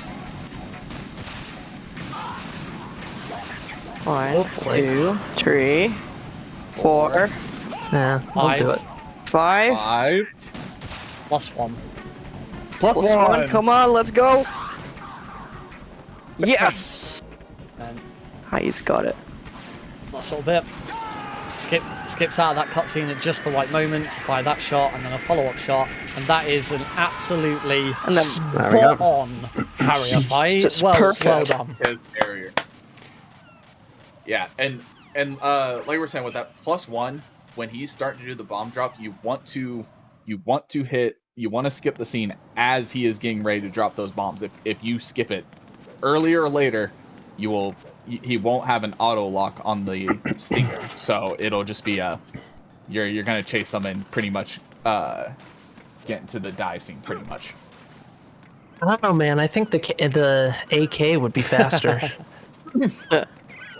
You sure not the SOCOM? Yeah, it would, but that's fine. And There yeah, has been a SOCOM Harrier, by the way. Basically, probably the best runner of MGS2 by far. Platonic guy has done a European Extreme, so hardest difficulty SOCOM Harrier, and it took about 2 hours. It's 2 hours and some change with the SOCOM only. And the worst bit is he got a strat for it where he basically, in the missile phase, he just hides in a corner by a set of stairs.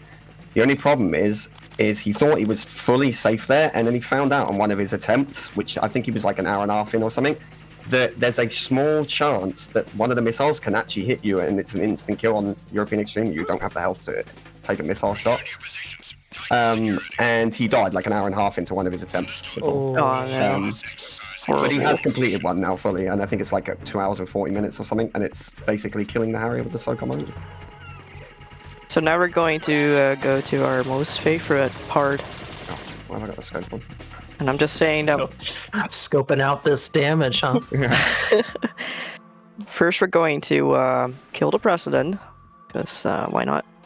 And then North America. right, and the most fun part of the entire run happens. The part that every runner loves. The escort sequence. I like it. It's just the sniping part that's annoying, but I think the walking with her is really cool. I think the lack bumps are thereof. cool. Bumps are certainly cool. Theory does not look convinced. Theory looks a little bit like, no, please, just no, never again. Yeah. So It's first okay though. we're We gonna gotta pick. swim first. Yeah, we're gonna pick up the Nikita first, because we need to free. Well, not really free the president, because we're gonna kill him anyway. But we have to let ourselves into the room of where the president is, so that we can kill him. It's totally by accident, by the way. We don't actually kill him. It's just an accident.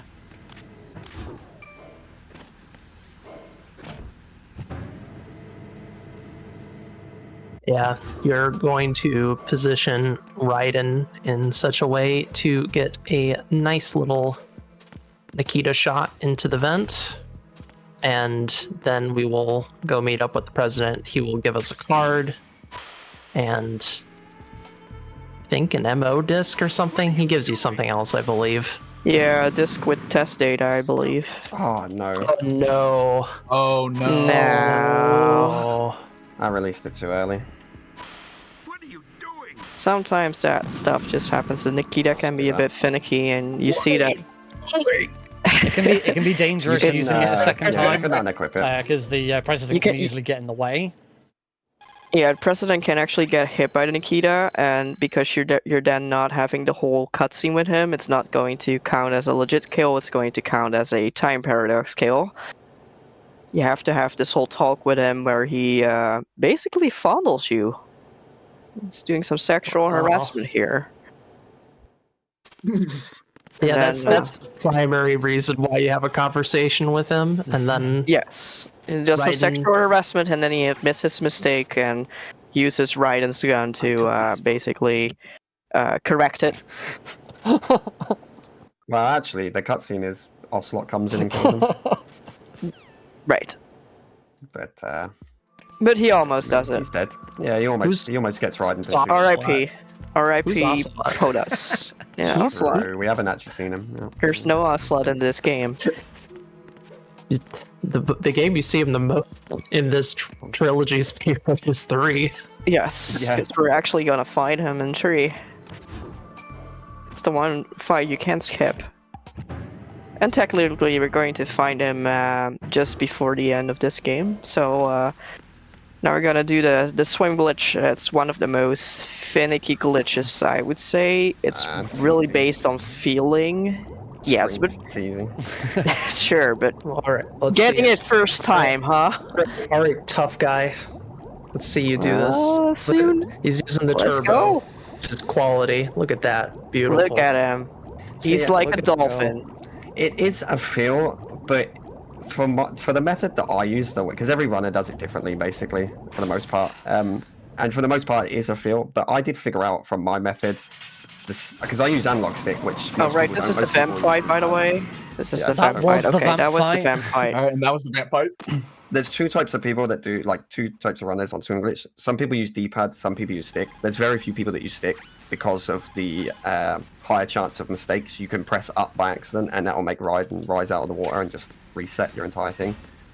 I use stick because that's what I just got used to. But at least for my method using stick, I know the actual timing for the stick input, so I count them out.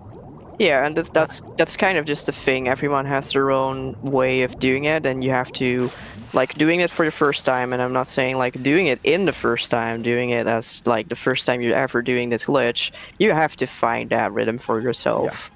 It's the hardest trick to learn in a way, but like once you learn it, you can't really unlearn it. That's kind of like Liquid Infinite, I would say, except that Liquid Infinite actually has a rhythm that's more. I think you're more easily grasping that rhythm than this one. Here you really have to invent it yourself. Liquid Infinite is a consistent like BPM. Yeah, whereas here it also depends on what controller you use and how you measure buttons. Yeah. This is the wonderful escort section that Lighty was bigging up earlier. It's that I think it's an underrated section. One of the massive advantages of this, we'll see a great comparison with MGS 3 later, is you have complete control over Emma. She only does what you tell her to do. There's an escort section in Metal Gear Solid 3, which we'll see later, which is the complete opposite. It's escorting a character who we rely on their AI to follow us. And as a result, it just makes it makes Emma's section a lot easier to manage and a lot better to speedrun.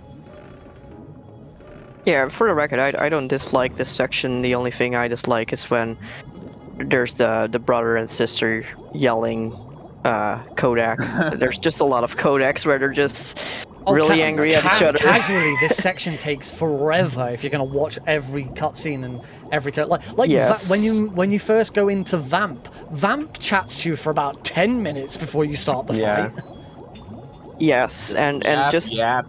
if you want all the like flavor, you have to keep calling them as well, and it's a lot of fun because there's some nice there's some nice text going on, there's some banter going on and all that, but in the end, when you're doing the speed run, it's really not that interesting. You just want to move on.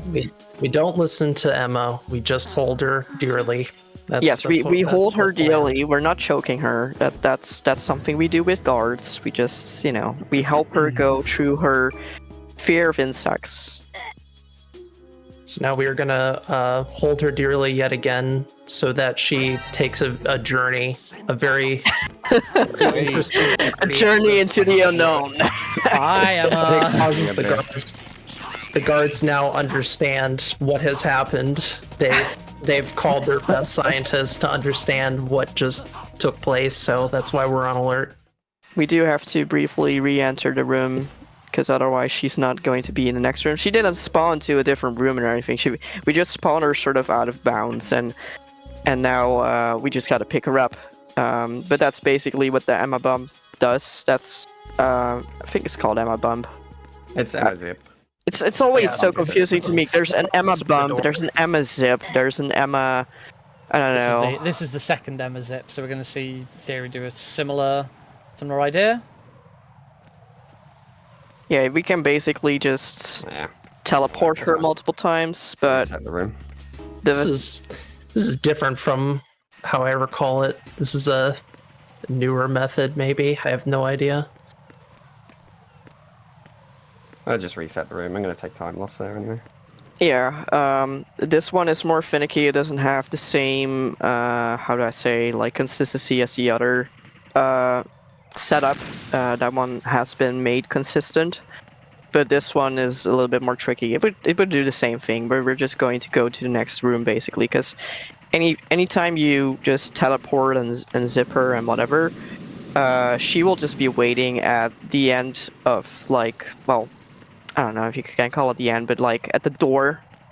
So when you go out of the room and re-enter, she will just be right there. Yeah. And now, yeah. This is Tyler does. Yeah. Now we kill some people, and we walk with our escort. And then we're going to escort her across the platform, which we call the sniping sequence. Also, welcome Raiders. Welcome Raiders. That is a very optimized door hatch open. Yeah. Perfectly positioned, Emma. People finally figured that out. That's good. Yeah, you can just grab her hand, basically. You can just grab her hand as you run in, and it just warps her to you. So as this is a relay, there's no intermission or anything between the 3 runs. So if you wanted a bathroom break or you wanted to, grab a drink, now's the time. Yeah. Fantastic time. There's actually not much going on in this section. I mean, I'm having a nap. I don't know about you guys. I always like that. For the next 40 winks, right, Nick? 40 winks! I always like what Prozac says. He just has to call your mom. Yeah, this whole section is like 5 minutes. So, plenty of time to do things. Yeah, basically we're helping Emma to cross this finicky part. I think the bridge is destroyed because of the Harrier, of course. So we can't really bring her to the first shell, like without doing these type of acrobatics. But as this is a heavily guarded area, we have to just be a sniper and snipe out all the enemies and like the cameras that are trying to spot her. It's fully it's a set thing. So like. You can slow it's a set amount of time down with a set amount of enemies. You can slow it down by, like, if you aim at Emma and look at her too closely, she'll fall over. If she gets spotted by guards, she'll stop whilst they shoot at her. But there's nothing you can do to speed it up. You can only slow it down. You can actually, only you can speed it up, actually. Can? This was recently like looked at. Platonic guy was messing around. When you look at her, there's two things she can do. She either falls or she stumbles forwards. If she stumbles forwards, you save a few seconds because she moves forwards, so it's faster. Wow. But the chance of her falling forwards and stumbling is like, it's anyone's guess. It's random. It's more than likely she's just going to fall over and cost you like 6 seconds. Like if she falls, it's a straight 6-second loss every time. Right. So 9 out of 10 times she just falls on her ass, but the one time she doesn't, she might actually save. This is now officially the worst. Yeah. The worst It was just kind of boring. Now it's actually the worst thing in this game. By a country mile. My It's word. like, if we can find a way to consistently make her fall forwards every time, then we would just stare at her the whole time. We would just zoom in on her and make her fall forwards. It would actually save so much time, but it would make her nervous all in the a really time. non-creepy way, by the way. yeah. You know, like everybody does, just looks at people through a high-powered scope while they've got a lethal sniper rifle. Maybe you just need to like use the regular scope or a camera. Has that been messed with? I think it has. I think Platonic's looked at everything so far, and nothing seems to like manipulate it in any way other than you look at her and hope for the best. The only good part about this sequence is the music. I hate this game. Okay, never mind. we just need a massive sequence break. We just need a good. It's one thing. It's one thing MGS2 that's- doesn't have at all. Does not have a sequence break. We got Prozac, which was a new find, which was great because it saves 30 seconds plus. So like it's chunky for tanker, but it's not. It's entering the same room just from a different door, so it skips the room. It doesn't actually, but it doesn't break the sequence of the game. No. Yeah, we don't skip any bosses. If we could skip Olga, that would be a huge sequence break. That would be massive. Like that would make it sub-hour, because this run in VE, the world record, which Platonic has, is like right on the edge of like sub 1 hour. I mean, we didn't even. I mean, it's crazy that we even got it to as close as it is now, which is like right there at the end of an hour. But for those that are wondering that have played this game before and are wondering why we're not asking Snake for help, well, we're better than him. We don't need his help. That's basically no. I'm joking. It takes time to call him, and it's really just not beneficial because it takes time. And very easy. We can be confident that we can do everything ourselves. Normally, he can help out shooting some of the ciphers, the cameras, and some guards. There is one category where you do call Snake for help, and that is blindfolded.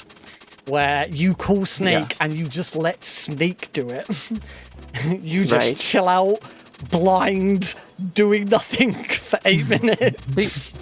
I've done it. But you still have to look at the parts. Nope. You just hold your scope up. You sit in the corner there, right by this fence. You sit over here by this fence around the corner here. You have to look in a specific way, and then. Yeah. As long as everything's in your FOV, it'll. Second fem. That was the second fem fight. Bye. See ya. Bye.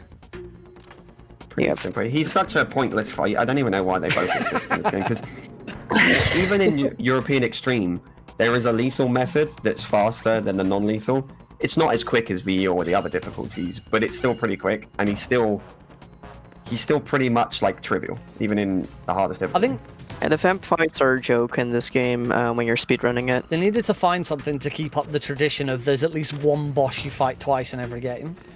Like MGS1 you fight Wolf twice, this you fight Vamp twice. You fight Raven twice, right? Yeah, but at least sort of, yeah. At least Wolf is actually puts up a fight though. Both Wolf fights can be annoying, and like she can kill you in them. Vamp can't do anything. Like, he can kill you in European Extreme, and that's it. Yeah, but if you don't do it right in the first fight, I would say he's super annoying. Yeah, because he does dip under the water and... Yeah, starts swimming. I'm sorry, I'm still in shock about this whole Emma falling forward thing. My whole worldview is like turned upside down. That is a thing. Yeah, I mean, we found there's been a I just got to say, boss. There's been a couple of like weird discoveries that haven't really like made any use of. Like, we found item deletion, House managed to randomly. He was doing runs on like normal or higher difficulty, and he was on stream, and he was going through. I think it was normal on normal, and he had the box equipped in Strut D, and he got kicked by a guard. At the same time, he because it removes the box from you. And I can't remember exactly what I did originally, but the box was removed, but then it was completely removed. Like, it deleted the box out of his install. Yeah. So, but we haven't found anything useful for it, but we have been able to recreate it, so we know how to do it. It's just, unfortunately, nothing's come of it. The only thing it makes me think of is, of course, the weapon glitch, right? Because you delete your stinger, but I don't. Olga, you can't. I'm not sure how that would really help you in this game. Yeah. I don't think it would, because you couldn't skip the Harrier regardless. I think it would just let you go into the Harrier without the stinger, and you'd have to soak on. Fantastic. Which would be awful.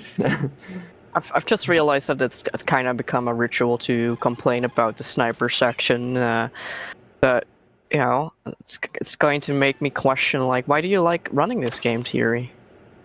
I mean, it was the first game I started to speedrun, so it just has that, it's just that home game, it has that place, and I'll always come back to it. I don't know, it's just, I like MGS 2. I like all of them, but, MGS 2, there's something about it, I don't know, it still holds up to this day. It's probably, outside of, obviously the newer titles, it's probably the most modern of the other ones, of the main series, outside of, obviously, the literal later versions. I mean, certainly, there's been a lot of talk, in the media and stuff, about the fact that the story of MGS2 has become even more relevant again today.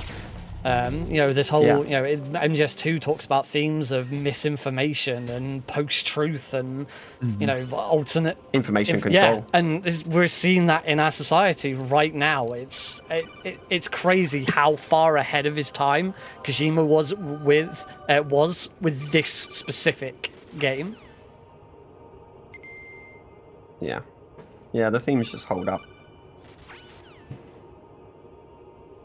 Probably because they're based in some form of reality, right? Storytelling.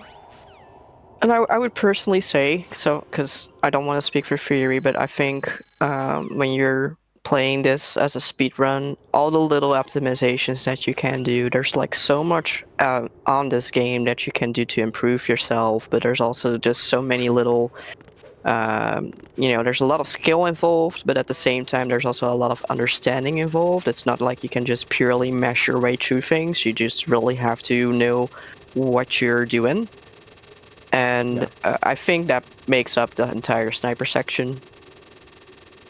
Well, the thing about the sniper section is, the only good thing about the sniper section is the music. Yeah, the music is just real nice, and you can actually, chill a little bit, because a lot of this a lot of the stuff in this run is just basically you're just on adrenaline all the time, because you have to constantly think of little time saves, little time skips, all these tricks that you have to do, some of them which are almost frame perfect. You can't just sit back and relax. So the sniping section actually is pretty nice for the runner, and it makes you ready for the next amount of things, because from the sniper section on, it's going pretty rough. You can have some pretty rough time saves and losses, and the bosses are also increasing. So right now we are going to do this little skip that's, I think it's just called a door skip. It's essentially Raiden's version of the Prozac skip. This one's been known for a very long time. But it's the same idea. Yeah. It's going into first-person view and extending Raiden's hitbox so that he triggers the loading screen on the other side of the door. Because he has the swinging kick, so his hitbox extends, and as opposed to what normally Snake would do, which is like a jump kick. You can actually use that trick on pretty much any door in the game. The problem is with this one as opposed to MGS1 is that whenever you go through a door, there's two animations that play. The door opens and Raiden walks through it, and then once the new area is loaded, it does the same again. The door opens and Raiden walks out of it. And if you do that trick through a door which you haven't got the key for, then when it comes to the door opening for Raiden to come out, He just infinitely walks into the door and it doesn't open. All right, a little bit of story now because we've been adding those fake game over screens. So the story is that there's like an evil AI, and it's trying to make you quit the game. It's literally telling you turn your PlayStation off, turn your PC off, turn whatever you're using off, and giving you these fake screens that make you think that you've game over somehow, just to trick you into shutting off the game. But so far the story, I guess. I thought this story was about how to make a grown man nude. There's some really nice action shots. That, Look at that kick. That reach. that's I don't know. His pose. Look how his hand is right now. He's doing like a little bit of a Bruce Lee thing going on. He's got that tiger stance. Yeah. Yeah, this section's on an actual third internal timer, so there's nothing you can do in this section that would stop your time. Why is there a it's just minus 0.00? that is a setting? frame. That's a time, like a frame time counter. It just basically it will show a number if lag is induced in this section. That's all. Oh, It's just okay. another part of the tool. It's just another part of the tools the BMN gave us. So we're now going to go into the Metal Gear Ray section. So fighting 3 Rays at the same time. This is a very tricky fight. There's a lot of... Oh, it's over. Are you awake yet? Yeah. So on very easy, you only have to destroy 3 Rays, and a single shot into an open mouth will kill it. So by shooting the right Rays in the right order, that was a textbook example of how to do it. Yeah. So now we have to mash because the sections are really hard. Even on very easy, it's the hardest section in the game. And by hard, I mean like I'm barely even pressing it. Legitimately though, when you get to like European Extreme, if you weren't using turbo, this would just destroy you. Yeah, it's like a minute straight. It's literally like a minute straight or something of mashing without turbo. With turbo, you just hold it. And you very easily get to a point where European Extreme would actually be out of a lot of players' hands. Like there would be so many people who actually couldn't do the run just because they can't get through that section. They changed it in the HD edition. They actually made all difficulties play out like VE. So on the HD version, which came out on 360 and PS3, and we will be getting on PC, I guess, when Master Collection comes, is all the difficulties. The torture is basically the VE torture. It's like 10 seconds long, barely have to mash, which is nice. It has been confirmed that it is based on the... I believe it's the MGS 2 and 3 are based on the PS3 versions of the the collection. Technically, like the better control setup, but not that it matters for Xbox anyway. But so this is the final fight against Solidus. It's relatively straightforward. Just wait for Solidus to start attacking, hit him, and then Theory got into a very specific location so that Solidus would always go with the missile shooting. We're now going to phase 2. He's just going to block this attack, wait for that to end, knock him down. He's just going to move away. Hopefully Solidus goes straight to him, and he did. That's good. That's really nice. And then one more 3-hit combo, and that is the end of Metal Gear Solid 2. Time. Yep. There we go. 102.50. Do you remember this place? It's not bad. It's like, of course. What's that? 55 seconds away from my PB when I last played. I remember now. So, yeah. Nice. Today is the day I met you.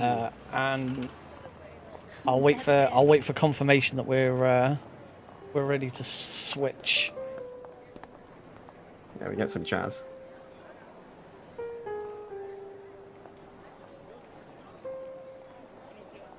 Lighty, we just getting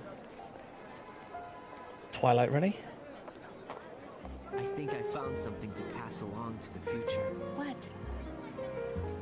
He said all living things want their genes to live. So, are you gonna get the new version theory? Yeah, I've got them all on. I've got them all pre-ordered and done on Steam, and I have the Switch version coming. That's physical. I'm getting the physical Switch coming. Anyway, so yeah, I will be playing them 3 specifically because we've never had a PC port, and that will be cool to actually play 3 natively. All right, who's ready for the last run? Is that a Yep. We are. Not all together. All right.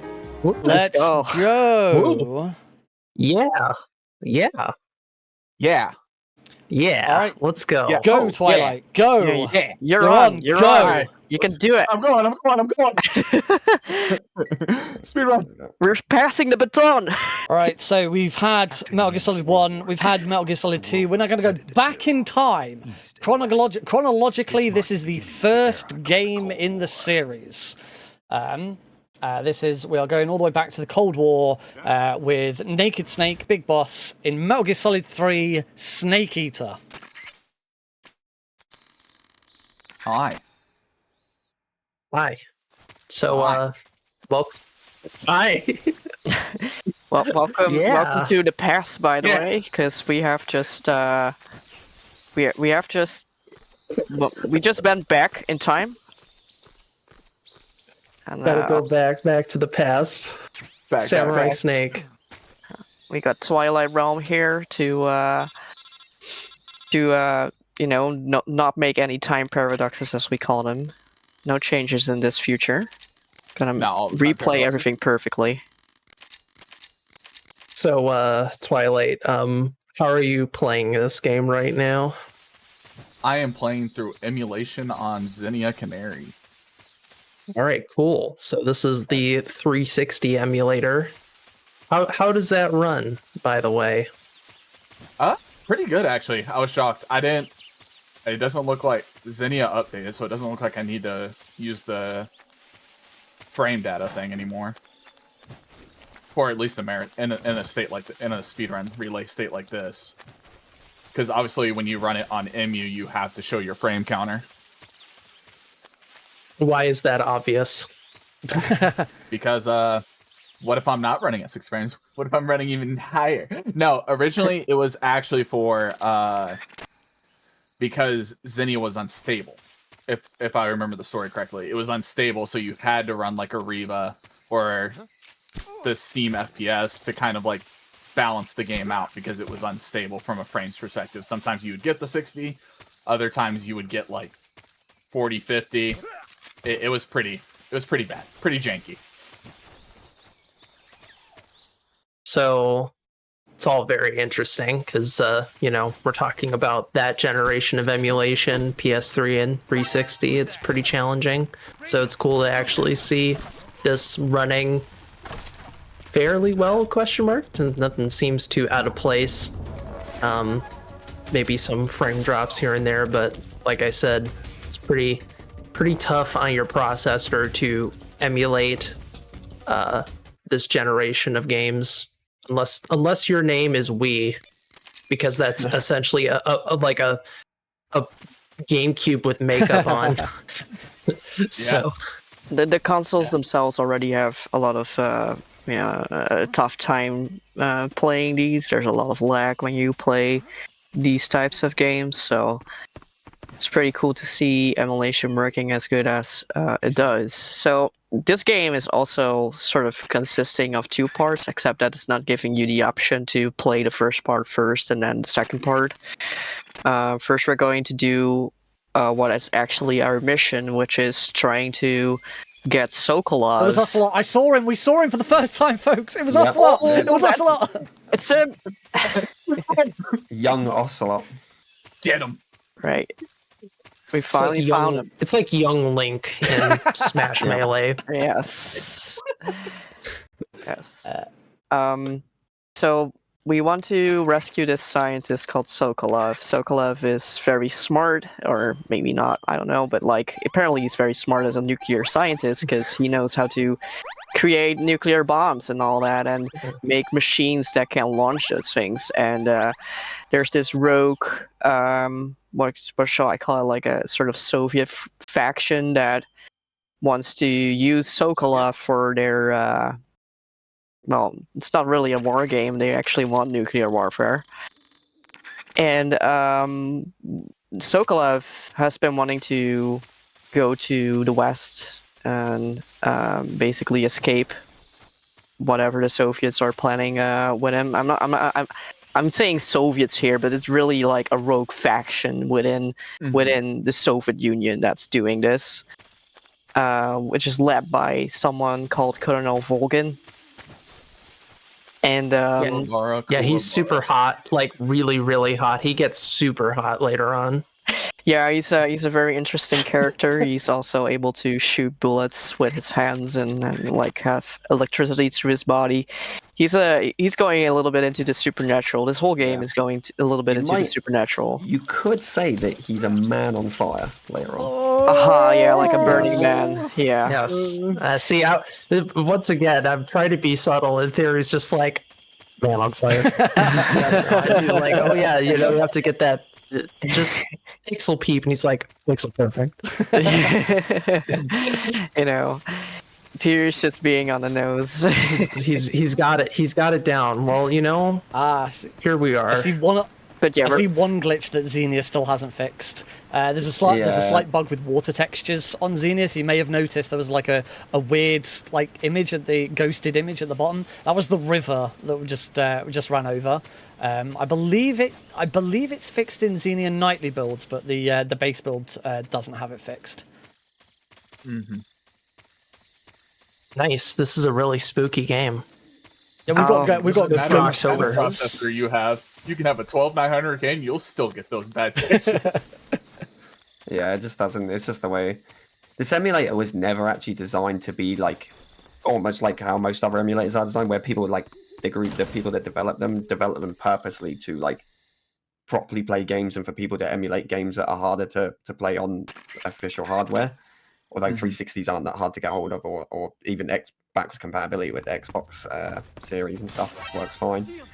But it was more like a test bed for the devs themselves. I think they just wanted to test if they could actually emulate 360 properly. And then they kind of just released it, and that was it. But they do work on it, as we see. Like there are nightly builds, like Nick said, and things like that. There are actual dev builds and stuff. So I want to quickly note that chat has helped us and said that it is fixed. You just have to change the setting, so that's pretty cool. Also, Twilight just did the whole Ocelot fight. Yeah, right. Subtly. Yeah, there's two ways you can do that fight. There's a non-lethal, and there's the lethal, which Twilight did. Twilight did the lethal. I prefer the non-lethal, but they're both pretty much the same. I think non-lethal is a little bit faster, just because it's cleaner. It requires you to basically trank one guard, the roof guard, and then you throw a stun into the group of the other guards, and they just get knocked out. And then you slam the last guard, who's by the tree. So it's a little bit cleaner, and in turn makes that a little bit quicker. But lethal's just as good if you just hit everybody correctly, like Twilight did. Mm-hmm. Yeah, I guess we should actually talk about this game a little bit, not just Xenia. It's happening. That's all you need to know. No, I'm just kidding. So the big thing with Very Easy is you have the EZ gun. That is EZ. And what's awesome about this gun, well, it's infinite ammo. It tranquilizes enemies, and it gives you 80% camo all the time. And that's not complete invisibility. If you get really close to a guard, they'll see you, but for the most part, you're practically invisible. So we essentially just take the cleanest lines through this whole game. It's just that if we have to use a different weapon, which does happen from time to time, we won't have that protection, but you just plan around that. It's not that big of a deal. Also, silence your footsteps or something. No, that's a camo in this game. There's the spirit camo that you get from. But I think they will still hear, like, if you're running by them, they'll still be like, huh? Oh, They'll, but that dog didn't move at all. That's because dogs are deaf. Dogs are. Oh, the dogs are deaf. Unless you're right on top of them, yeah. Even in European Extreme, you could be like relatively close. The dogs are just deaf. Okay, cool. Yeah. That's good to know. Those poor Sofia dogs. No. Yeah, they're not that great. All right, here comes young Ocelot. Finally, we're meeting him. Look out. He's going to show you his Kokiri shield and drink some milk in front of you. Long milk? Nice. That's right. That was a good fight.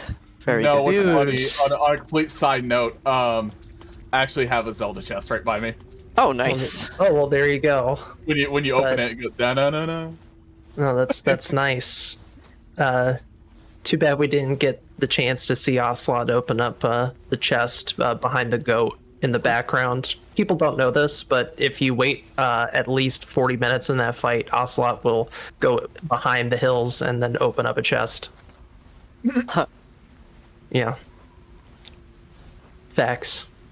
True facts. Oh, more facts provided to you by... More trivia, more fun facts. More facts provided to you by Plywood and Fairy. Yeah, that's right. Very good. So, this looks completely dark, and you'd be right, but it's okay. As long as you alter your brightness on the screen you're playing on, it's no big deal. But Xenia change a setting and make it like it is here. You can make that section look like this section. Yeah, it makes it look a little bit brighter. But basically, we fell into the crevice that was right at the Ocelot fight, and now we're trying to get ourselves out of the cave, and then we're going to fight the first member of the Cobra unit. Okay, we are fighting. I didn't know if Twilight was actually going to do this fight or not. I got headshot. Nice.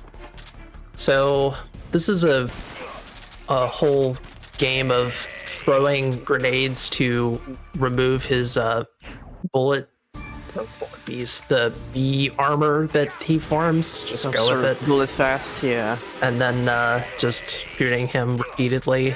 He has a really weird hitbox. Nice, that was clean as well. You got a headshot on that second phase as well. Well done. Yeah, I'm just gonna point out that's the fastest I've ever hit. Yeah. Wait. Yeah, that was a very solid. That was quick.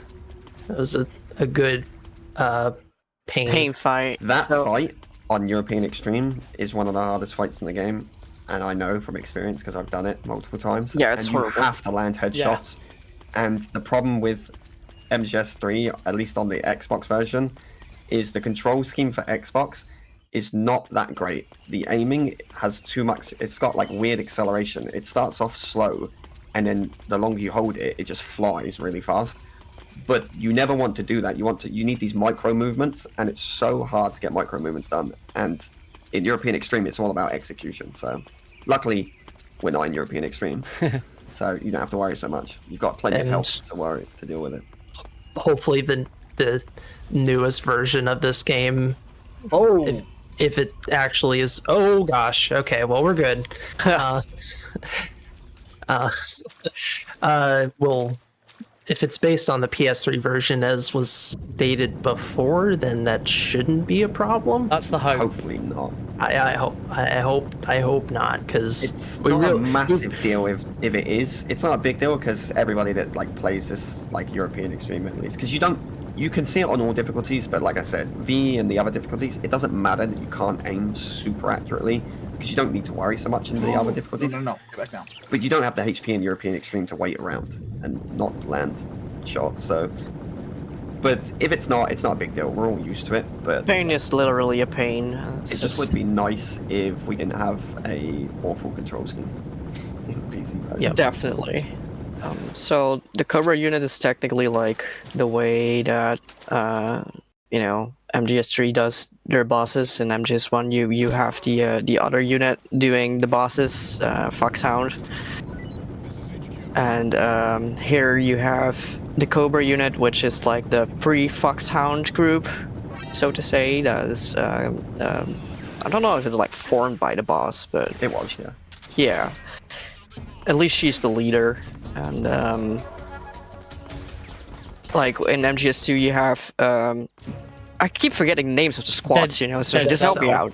Yeah, okay, thanks. Dead Okay, Cell. so you have Death Cell, and Cobra Unit is basically whatever you would call that, like just a squad that is doing the bosses and all that.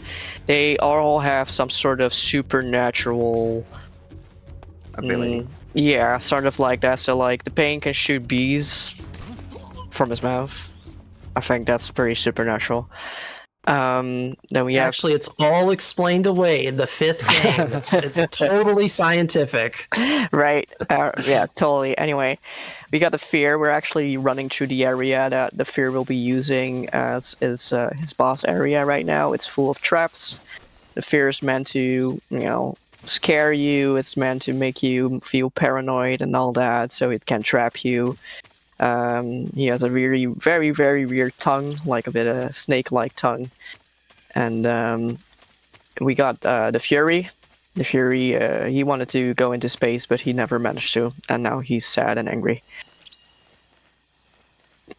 Also, arguably the worst fight on all difficulties, because Yes, really hard because there's you'll see it coming fire, up.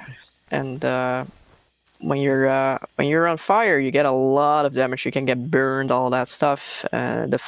Like you'd rather be just hurt by a bullet because even though that can cause a gunshot wound, it's really not that bad. A burn can still keep going.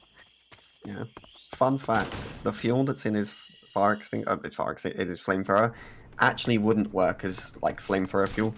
Like it comes out in the game, but like the fuel mixture that the lore states he has would actually just like not work and explode. It would be ridiculously volatile and would actually probably just kill him. Are you telling me that Kojima has made mistakes? Yes. Unfortunately, he has. As a hashtag fan of this series, I can't believe you would make such a claim that the god himself among all humankind, Kojima, could do something wrong.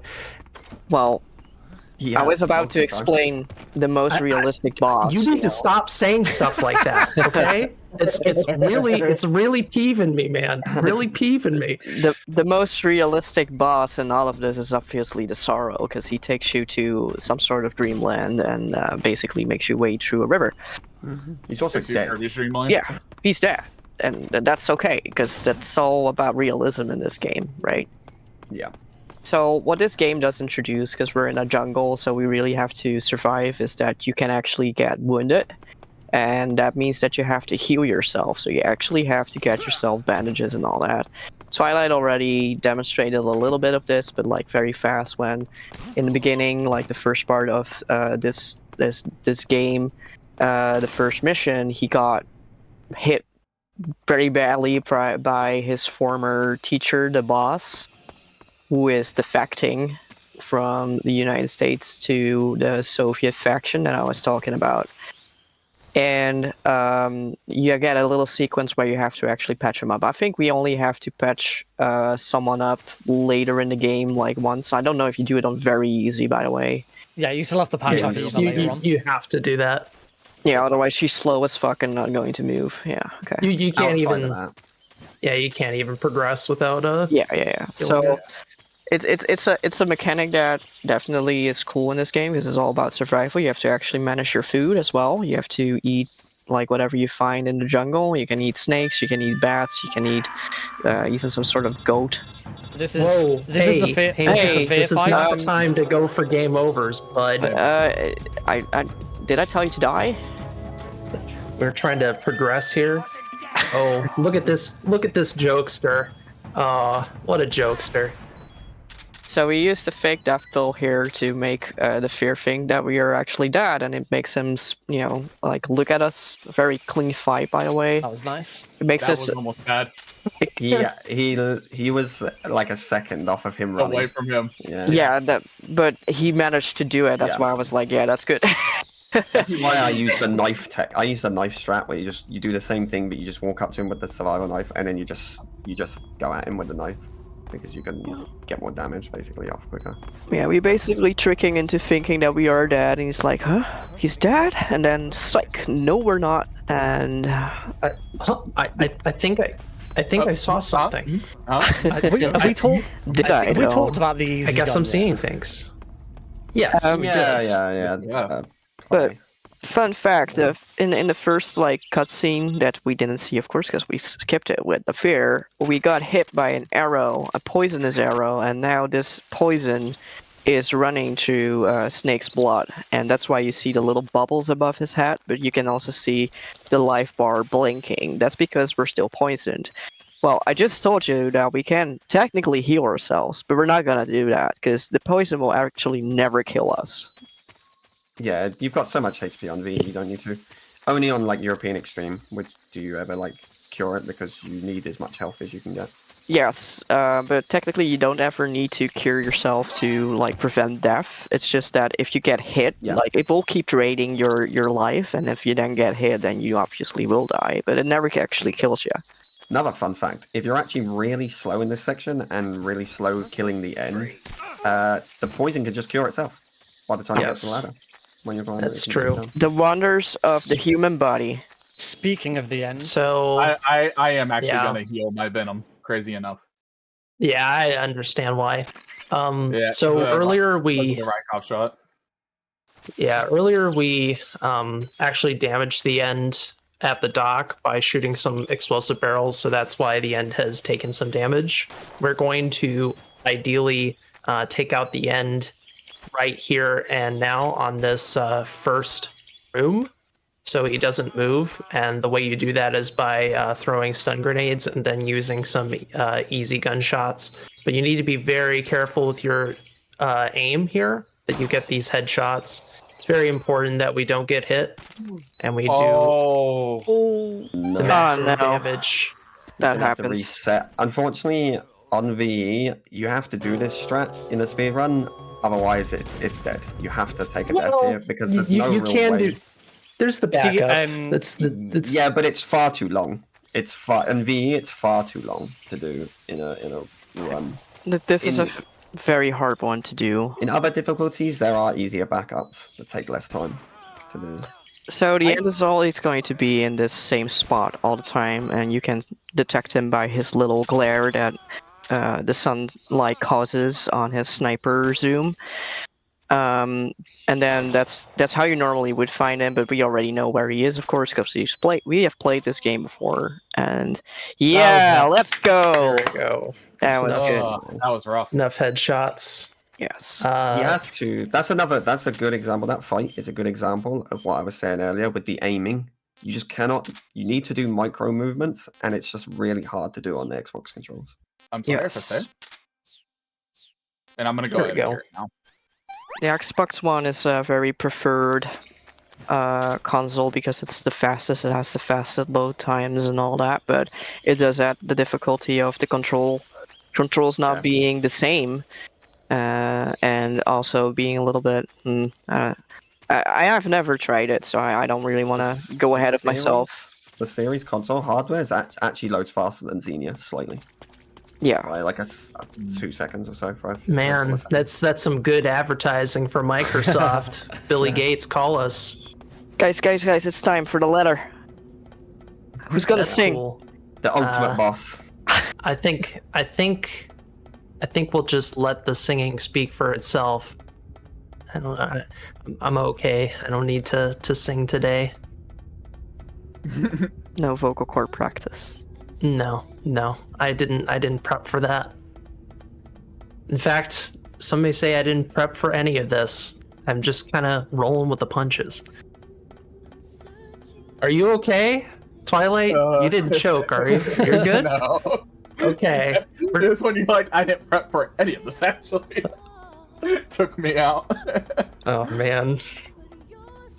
Next thing I know, I'm gonna kill Twilight on stream and fake death pill. It's not fake death pill. No, real death pill. RDP.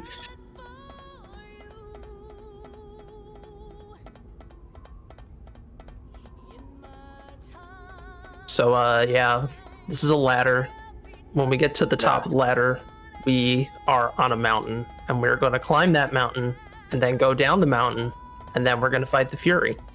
And we'll continue on that way. But this section really isn't that bad because of the easy gun. Once again, easy gun really. We get to use fun box strats coming up. Yes, the box is really useful with navigating terrain. Strongest weapon in the game. Box. The box just gets progressively stronger across this trilogy run, like in terms of its usefulness in a way. It's really good in 2 and in 3, but in 1 it's mostly an afterthought. We don't even pick it up in any percent run. And in 4 we don't even get a box, we get a barrel. Good old the barrel is pretty cool though. You can roll with it, yeah. You can roll with the barrel. Yeah. Oh my gosh, roll with it. Yeah. Oh boy. Anyways, one thing we forgot to mention is that the easy gun also regens your stamina, so you don't really need to eat. Stamina. We're all out of stamina. I'm out of that. Stan. Where's Stan? Stan? Where's Stan? I'm out of Stan. I need to regain my Stan. This is, I would say, this area is one of the hardest to actually get right. There's not a lot of visual indicators that really help you on your path, and they're I mean, yes, on very easy, it is a little bit easier, of course. Not a kill, by the way. Not a kill. Yeah, not a kill. So Sorrowfy is gonna be lying. But when you're definitely on like also not a kill. A European not a kill, extreme. By the way. When you're in European extreme, this area really is a tough one. It's very tight with the guard rotations, and in general, like I said, you don't really have a lot of markers on where to go, so it's pretty rough. But very easy, we can pretty much slide through as long as you use the carpet box. Yeah, I mean, European Extreme, it's like these 3 rooms are considered some of the hardest rooms because guards' vision is so long in hardest difficulty. Like, they can spot you like 600 miles away. They could spot you if Snake was back in America. They'd spot him still. I think that's how ridiculous that vision is. So, but he doesn't have to worry because he's got the easy gun in V, and it just locks your. It's basically like having stealth light. It's like it's not full stealth, but it's close enough. Mm-hmm. So we're gonna meet up with Eva, who we haven't met, by the way. What the hell is this route? Yeah, I've not seen that route through. I've never seen that route before. Is that faster than going? Probably not. But it's a little bit safer. It's probably safe. Yeah, because if you get seen in this area, you cannot enter the door. So you don't want to be on alert or anything. And that will be the base, that in the distance, that will be the base that we are going to infiltrate, because that's where Sokolov is. You remember that scientist? Sokolov is building a tank that can launch nuclear missiles for Mr. Volgin. Nuclear missiles? Yeah, this game is about nuclear missiles that you not know. It's in a cool bar. I thought it was about eating damn, that's raw quite fish. the fall. Damn. Well, we're now getting towards everyone's favorite boss fight. This is yeah, no, it's a lot of fun. It's just a really hard boss fight. This is the Fury. I talk about all the crazy stuff of liking, Sniper 1 and liking Harrier. How about this one? Is this the line? This is the line. Fury is the line for Twilight. He cannot abide by the Fury. I mean, at least on very easy, it really is just time loss that's annoying. Like, you're not gonna die here unless you get knocked off the edge. It's all about timing out your Mosin Nagant shots. That's the weapon we got from non-lethaling the end. That's why it's so important that we actually fight the end rather than killing him early at the dock. Yeah. The sniper rifle that we get from him is really powerful for non-lethal stuff. Also, the box, this is another reason why the box is so strong. It's a cardboard box, but it will put out fire and cannot catch fire. It's a fire retardant cardboard box, which is you know, Pretty insane. things were really advanced in the 1960s. So this boss battle is kind of a hide and seek. It's constantly like, where is he at? Where is he going? Out of here. Oh, If this Fury's is being this an is Ooh, absolute he's not really kind to Oh, you. he's got away master. again. Oh, Oh no. And that's why Yeah. this fight is the most run-killing one. Yeah, basically, Okay. like, this is why See you you later. run on every difficulty. Yeah, I makes get sense. that. I get that. oh. Huh, the double When the death. fight gets away from you, even on this is why I It said gets it's away. annoying on difficult, like all difficulties. It's like if he gets away from you, if the fight just starts getting away from you, like it gets away from you really Yeah. quickly. It's Oh, you pure. got Oh shit. you got the GDQ special. Yeah. He That's like really nasty. the Fury is total RNG. You don't know where he's going to go, and you don't know where he will start. So it's really about your wits and your, you know, like general feel of this fight. Plus just a lot of luck. Yeah, he can spawn in a multitude of locations when he flies off in the beginning. I mean, he can spawn up on the rafters above you, where you basically jump down from to start the fight, which is an annoying part. But you can actually just go up there as well. So. Or you can get like where are Twilight you? Grid, which is arguably the worst spawn off the rip. It's right in front of me. Should be down one of these corridors somewhere. Here he comes. I'm just gonna Okay. play patient. Oh, yeah, he's above you.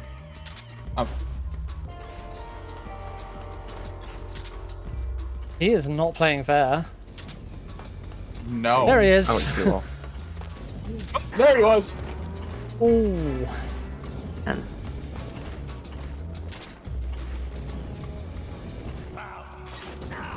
Okay, didn't register that I shot him. I think he like just missed him or something. Oh, one more hit. Get out of there. Yes, Yay! let's go. Jeez. I've been owned by the Fury that hard before. I just don't remember that. I gotta remember those spawns. Yeah, it's you know, this fight is really about knowledge, but also just luck, because it's nice to know the spawns, but he actually has to spawn there, right? Yeah, and the first part I had it correctly. I missed a shot. That fight would have been over like 2 minutes ago if I would have actually just went up there, boxed, and then finished the shot off. Yeah, if there's a way to manipulate the Fury, even just the start of the fight would make a big difference.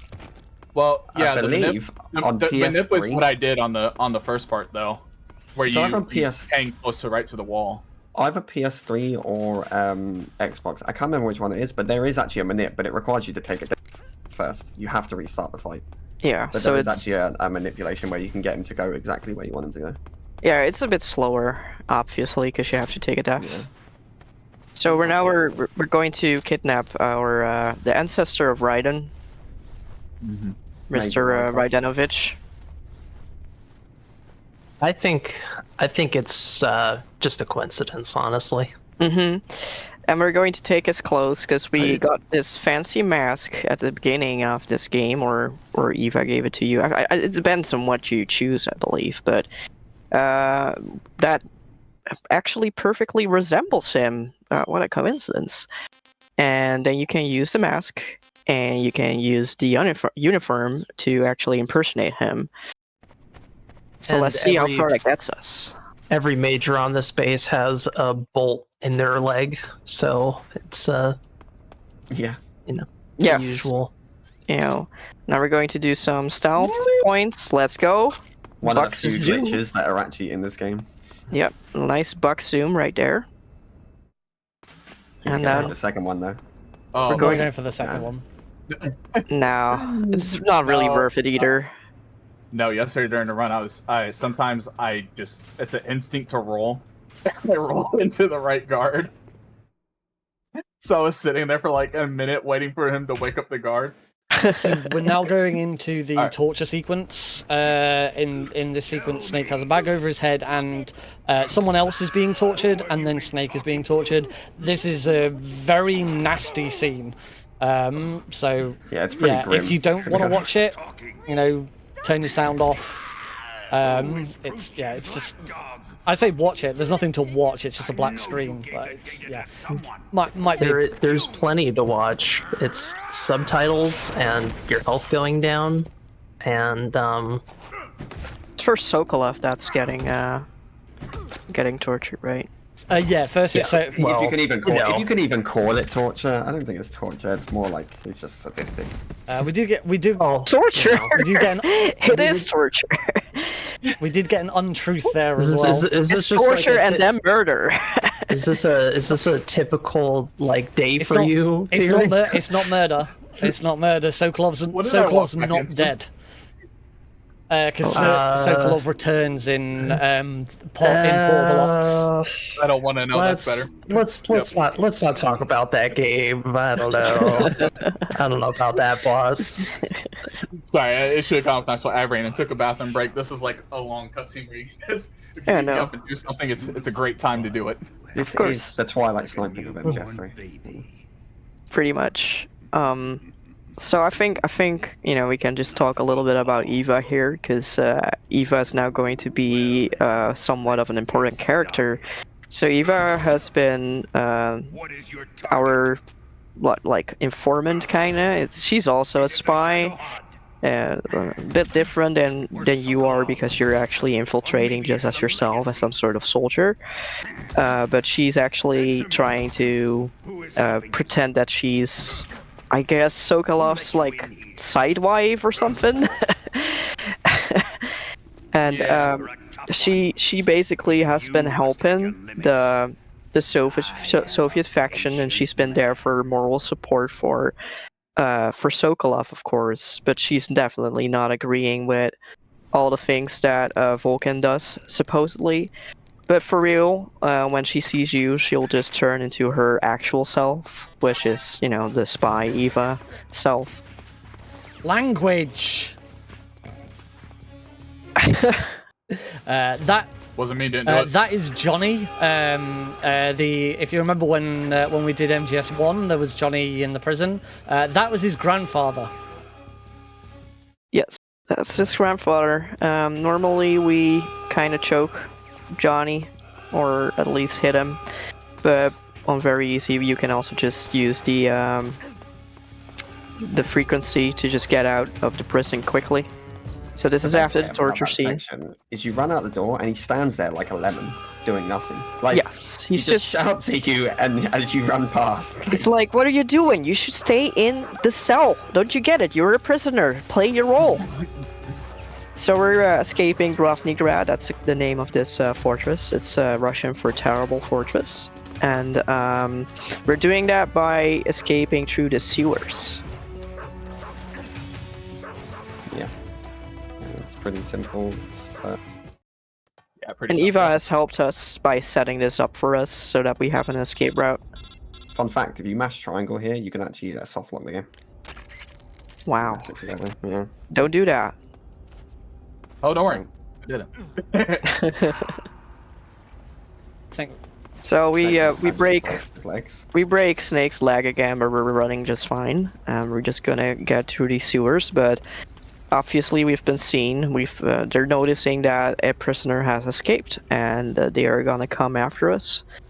There's also some ducks in the sewers, just guarding these sewers and patrolling and all that. So they're a bit annoying because they can lunge at you, and then Snake has to step back because he got bitten by the dog.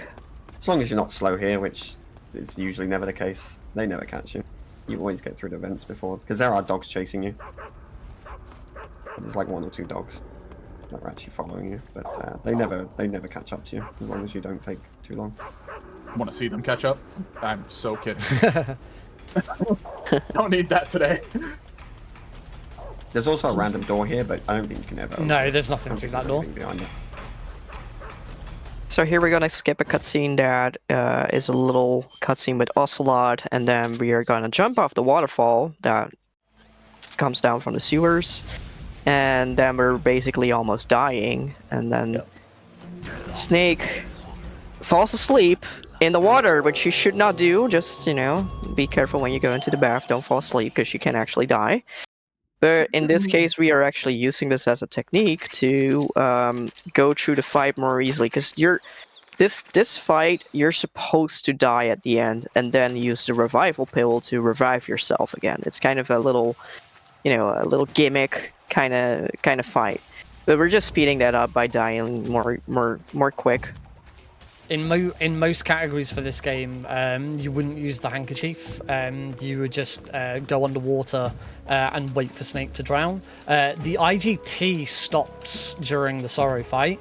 It was something that took a very long time for runners to find out, because they could never understand why the IGT never matched up correctly. And it was because the Sorrow fight pauses it. For RTA times, if you're not going by IGT, it is quicker to grab the handkerchief and do what Twilight did. And because this is an emulator run, this would be timed by RTA because the IGT on the emulator isn't overly accurate. Although when we checked it again, because I did a race with the other Scott recently or whatever in VE, when we checked against it, because he was playing on hardware and I was playing on emulator, the IGTs were pretty close. So I don't know if they really are that bad. I think it depends on your system specs. So probably, it was actually myself that really started looking into whether Xenia was as a viable option, and in all of the tests I did, the IGT was pretty much bang on. But I've got really top end processor, and when people with less capable hardware started looking into it, the IGT started going all out, all over the place. So yeah, it is down to your specs, and it just became easier to make it an RTA run, so that everyone was on the level playing field. And now we don't even have to worry because. Don't count your chickens before they. Well, yeah, no, but what I'm just saying is I'm sure the IGT should be fine if it's going to be, because it's just a console port anyway. We're going to see we're going to see one more use of the. I would bet money on it. I'd bet money on it. That it's fine. One more use of the box. We're back at the terrible fortress, and Nick is trying to explain. The box teleport. Yes, we do get to see it in MGS3, and that's it. It's the only time we use the box teleport. Yes, the box teleport is something that has been from introduced in the old games, back when things were 8-bit and all that. And it's something that's stuck. It's also in MGS1 and it's in MGS2, and so it's also here. Of course. I thought this game series started in the 90s. There were games in the what? I'm saying it was 8-bit. What? Oh my gosh. Okay. I've totally misunderstood everything about this series. Okay. Holy moly. Okay, well, while you're having your sequence break and your thoughts, so we met up with Eva, and Eva gave us all our, our stuff back that people took from us when we were imprisoned, and now we want to explode all the fuel cells of the huge tank that Sokolov is building. Now it's a fight against Volgin. Now we have to fight Volgin. We have to fight Volgin because he finds us out, and then we actually, have to fight him because he's not really happy that we've been doing this sneaking around thing and escaping his sadist stuff in the prison cell. But he's a bit electrical, and that was Volgin. That was Volgin part 1. We got phase 2. Phase 2 is now happening again. But yeah, he shoots lightning bullets, and that was him. He's quite a pain in higher difficulties. That was Volgin, not the pain. Yep. Right. Yeah, that did not go the way I wanted it to. I shot through his face 3 times. I was like, okay. The hitboxes in this game are a bit weird. Yeah, the fight works the same on the European Extreme. You just don't slam into the floor, you push him forward. So we're now onto the bike chase, and you might be wondering what's going on. On pretty much any version of this game, except if you're running on an Xbox Series S or X, you want to reduce the FPS drop because IGT and the game frame rate is affected by the frame rate. And yeah, if you keep looking around, the FPS will drop and you'll slow down. So on this difficulty, you're never going to die. There's nothing you actually need to do in this sequence. You just have to get to the end, and there's nothing you can do to speed it up or slow it down. So the best thing to do is just look straight up in the air.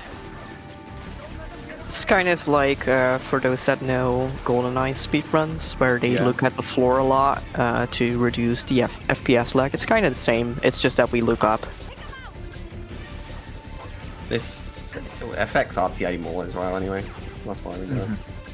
Yeah. It's just constantly running, so. And in this case, when you're like looking down, you're actually seeing the vehicle that you're in, because Eva's trying to bust us out right now. She's trying to bust us out of Groznygrad.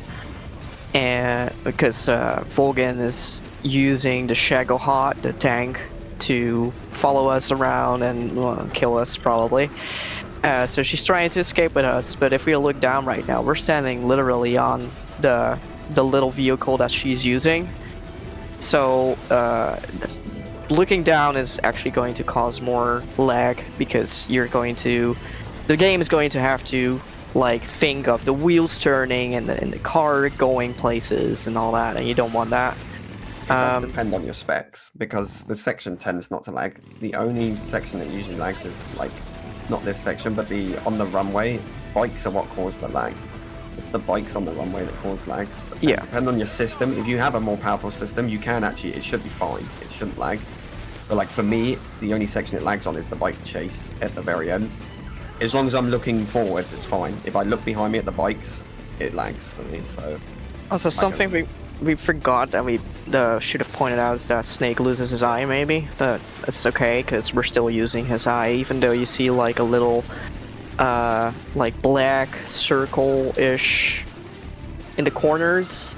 It's just getting cut off a little bit when we're using first-person view.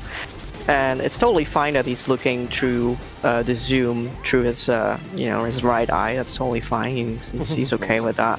He can just do that. Glitching happen where you can see the some funky emulator stuff is happening. Unlike the previous room, this room you do actually every guard that Twilight's taking out here needs to be taken out. He's fine now. He's through it. But that first half of that room is important. You take out the guards.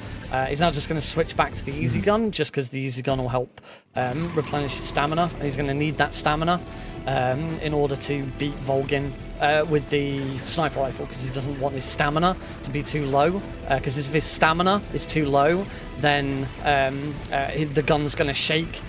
So yeah, he wants to try and get his stamina back up again. See, Ply, it's not that difficult to say, Ply. It's Stanima. Okay. Stanima.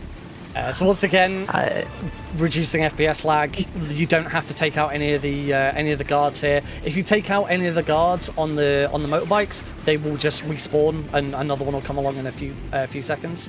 If you play this on harder difficulties, the trick is actually to leave the driver and take out the sidecar gunner, because then they won't respawn, and the drivers will pull a gun out and try and shoot you, but they're a lot less accurate. Yeah, they have terrible aim. They've only got pistols, so. And what also really helps on European Extreme is using a special camo. There's a special camo in this game that's a little bit of a gimmick camo. It's called Cold War, and it has the front is, I believe, the Russian USSR flag, and the back is the American flag. So if you're facing them with the American flag, obviously they're going to shoot at you. But if you're facing them with the USSR flag, they're like, "That's my country. I can't do that." And they stop. They stop hurting you. Not anymore. It sometimes people use it just to prevent to use life mad, and when they're really low. But yeah, it's not a strategy you would use on your PB. Most people do lethal Hogan, so you won't get. Yeah.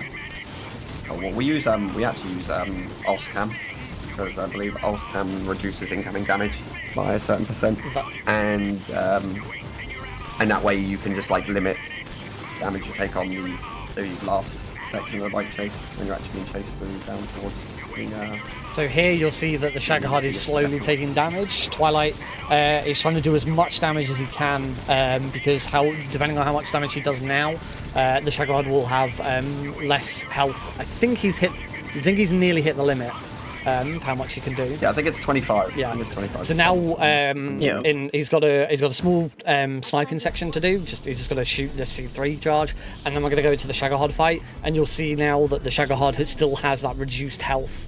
And it means that we can, if all goes well, he'll be able to do it in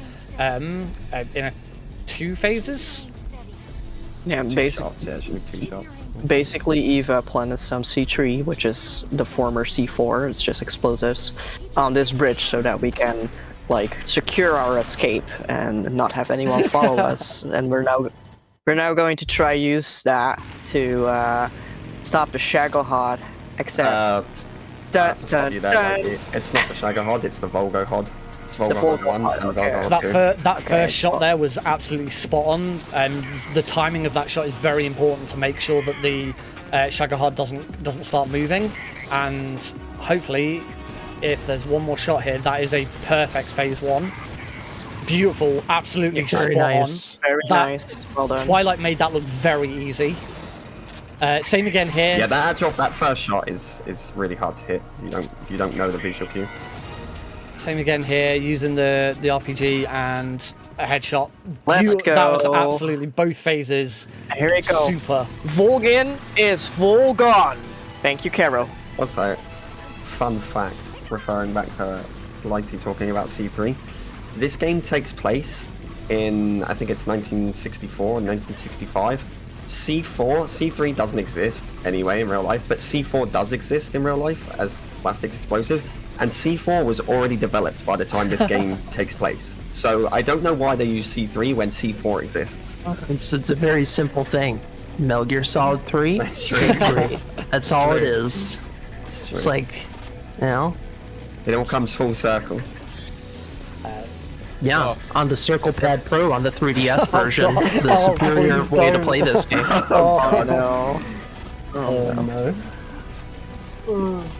You say They should no. re-release and- that one. They should re-release the 3DS. No, they shouldn't. Absolutely. No, that would be so cool, like, if they had, like, the 3DS version, but not 3DS, you know? Like, it would be... Permission to kick In plywood before the Switch release is actually the 3DS version.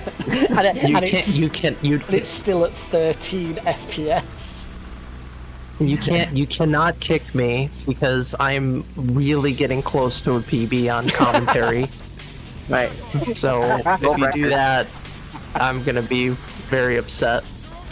Very, very upset. So Once is there, again, this section is not it's much just to do. more, yeah, it's more GoldenEye Look up in kind of the strat. But Keep the easy gun out for. normally, Twilight, what's your favorite tree? Give a little wait. Which tree is your favorite, Twilight? Give a little wave to That Have Hellfrog. you already passed Hey, it? Hellfrog.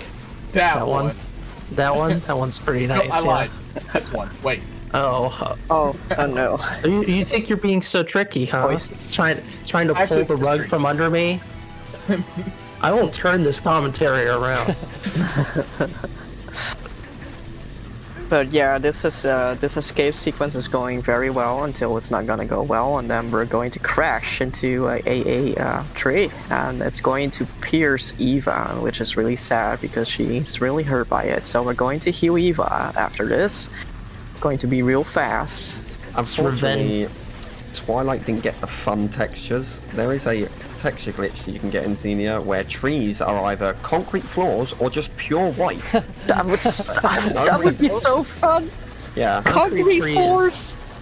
I've only ever had this game crash on me once on Xenia, and it was on Mountains 3. My entire texture got absolutely like scuffed, stretched across my screen so I couldn't see anything, and then the game crashed and told me that it couldn't find my GPU. Wow. Okay. And then Yeah. it's never done it since.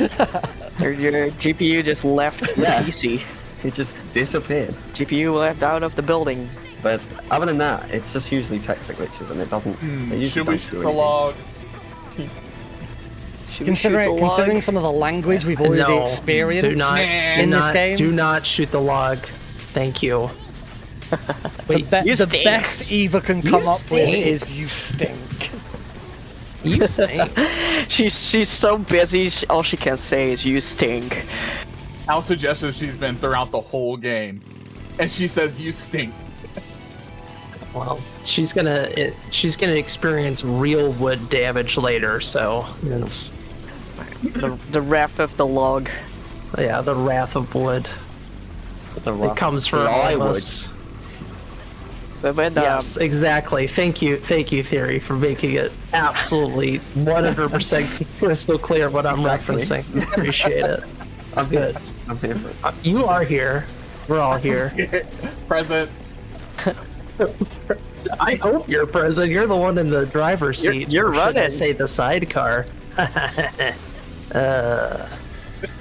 This is the last motorbike room, so we'll get to look at something other than the What a sky very shame. soon. What a shame. I was hoping we were just going to be doing this for the next 20 minutes. light nudity coming up with Eva.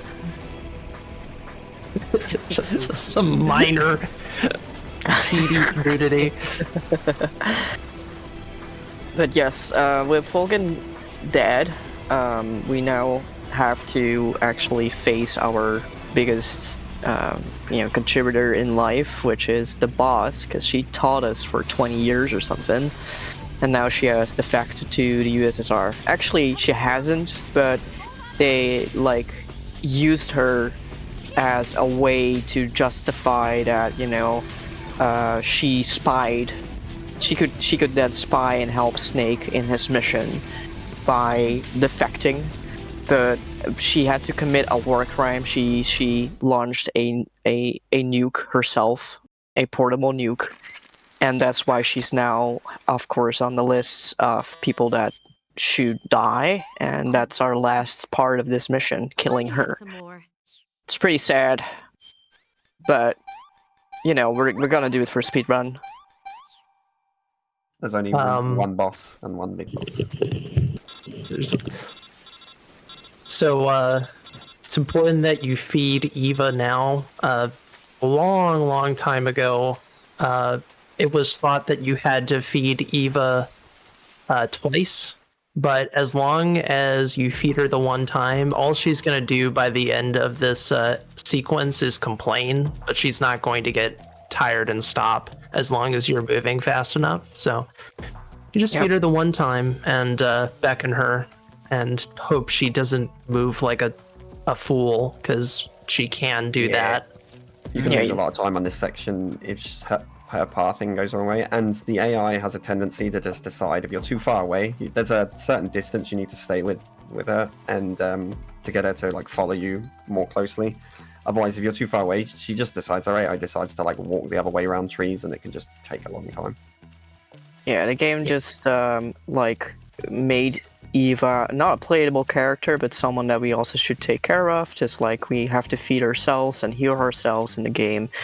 She's now also a character that you have to take care of, and you have to tell her in specific spots, or as you can see that Twilight's waiting in specific spots just so she catches up, because if she definitely on higher difficulties, if she doesn't see you anymore, she'll just stop. So you want to keep her going, and you want to keep her following you around. There's actually a ledge drop coming up in the next room where if you drop off too early, she'll actually just walk back away from you instead of dropping off, and she'll take the long route round, and you just have to wait.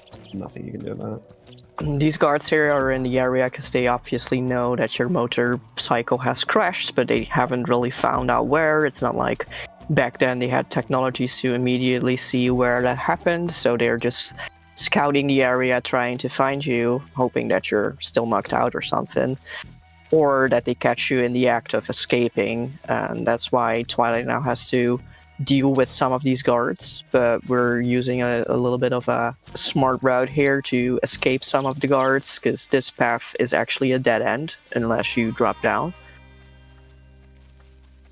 This is the ledge drop I was on about. If he drops off too early, before she gets close enough, she'll just walk back the other way. Yeah, so yeah, he has to be a bit careful here to let her drop as well. Yeah, it'll be fine. Yeah. As long as she's close enough. When you she's doing it. She's doing it. What a champ. She's been pierced, but she's fine. So inspirational. You. Here we go. This is where we start to see the AI. Yep. Just like she just decided, no, I'm gonna Just go walk around around the that other tree tree. instead. I'm going to go around this tree. This path you're doing, it's I'm gonna weird. wrap around this tree as we just got wrapped around a tree.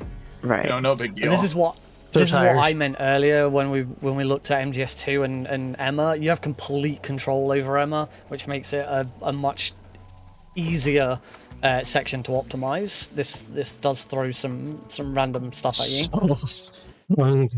But we are now moving into the final boss. It is the boss. The boss of the Alright, Cobra Twilight. unit. Let's see what you're made of. So Twilight should be going for a loop here, where he's now going to slam the boss down to the ground, throw a stun grenade up in the air, turn so that he doesn't get triggered by it, or we'll get a nice big white light, and then just rinse and repeat. So as long as Twilight can keep this up, so again, throw stun grenades around, there we go, doesn't get blinded by it, wait a moment, 2 more shots to the head, and then 1 more slam to the ground, and that is an absolutely fantastic, fantastic final boss. Just very I beautiful. ended up getting my best Vulcan and my best boss fight. Let's go. Oh man, That was clean. Yeah. Too bad Ames was in the worst spot in this game, but that's okay. Wait a minute. In this game? Oh, right. He's not in this game. So we're going to finally, like, have a little scuffle with Ocelot again, and that will actually end the game. Yeah, time isn't until basically credits start rolling. It's the save prompt, basically, for RTA. Of which, once those credits start going, I need to exit out this game as fast as possible. So I can mute it. Yeah, we will be on. On copyrighted music. Intermission. Yeah, it's weird. MGS2 is like the only one you don't get striked for on the credits music. I guess someone owns the rights and just doesn't care. But the other two, MGS1, and in this one, you do get striked. Someone still does strike the. Although there are weird strikes. Three is like a pure licensed track, so it makes sense. Yeah. The MGS1 is still like licensed anyway. It's still. The final gut punch there is that Twilight actually had to push the button to fire that shot. Forces Snake now to we're take just control. gonna do some Russian roulette stuff with Ocelot and Young Ocelot. He's trying to fire the hook shot at you. Young, not possessed yet. That's it. 2 hours, 53 minutes, and 33 seconds. Well done. That is massively For all underestimate. 3 of you. Yeah, that was fun. All the 3 of you. Very well done. New PB for me. Thanks, guys. It's always a pleasure. Yep. Some clean execution from the 3 of you. Nick with MGS1 almost getting Liquid Infinite, but also having a lot of good other glitches. Fury, of course, with some perfect end boss fights. And of course, one of the fastest tankers that I've ever seen. And Twilight showing off his skills in MGS3. That was really cool. Sorry, I'm certain. Suddenly, there's fireworks here. I bet they're just celebrating for you guys. that startled me a little bit. But yeah, definitely very, very nice. I mean, it's too bad that you didn't get the end at first try, but you definitely got the end the second try. That was perfect. And like someone's popping balloons. No, that's just fireworks. It's insane. I don't know what's happening. It's illegal here. Whatever. Yeah, it was more of a highly illegal. Messed up. I usually mess up towards Vulcan and the boss for some reason, but it was complete reversal this time. It was like, okay, you're gonna have optimal fights here, and then the end's gonna be weird because you that, like you said, that subtleness of like moving your thumb or anything like that, done. That fight can go sour really quick. Yeah. But the boss, you really did the boss well. You got the loop. That was really boss and your Shagarhod fight, absolutely spot on. They were outstanding. They were really was good. textbook. That's exactly how you're supposed to, like, when you do it correctly. The strat. That's exactly how it's supposed to go. Yeah, that was the Metal Gear Solid trilogy. If you are going to be buying the Master Collection when it comes out in a little over 2 weeks' time, and you want to run all 3 games back to back, that'll be kind of what it looks like. Yep. Well, hopefully a little bit better. A little bit better and a little bit more compatibility, especially for MGS1, I would say, and maybe for MGS2 as well. But yeah, definitely.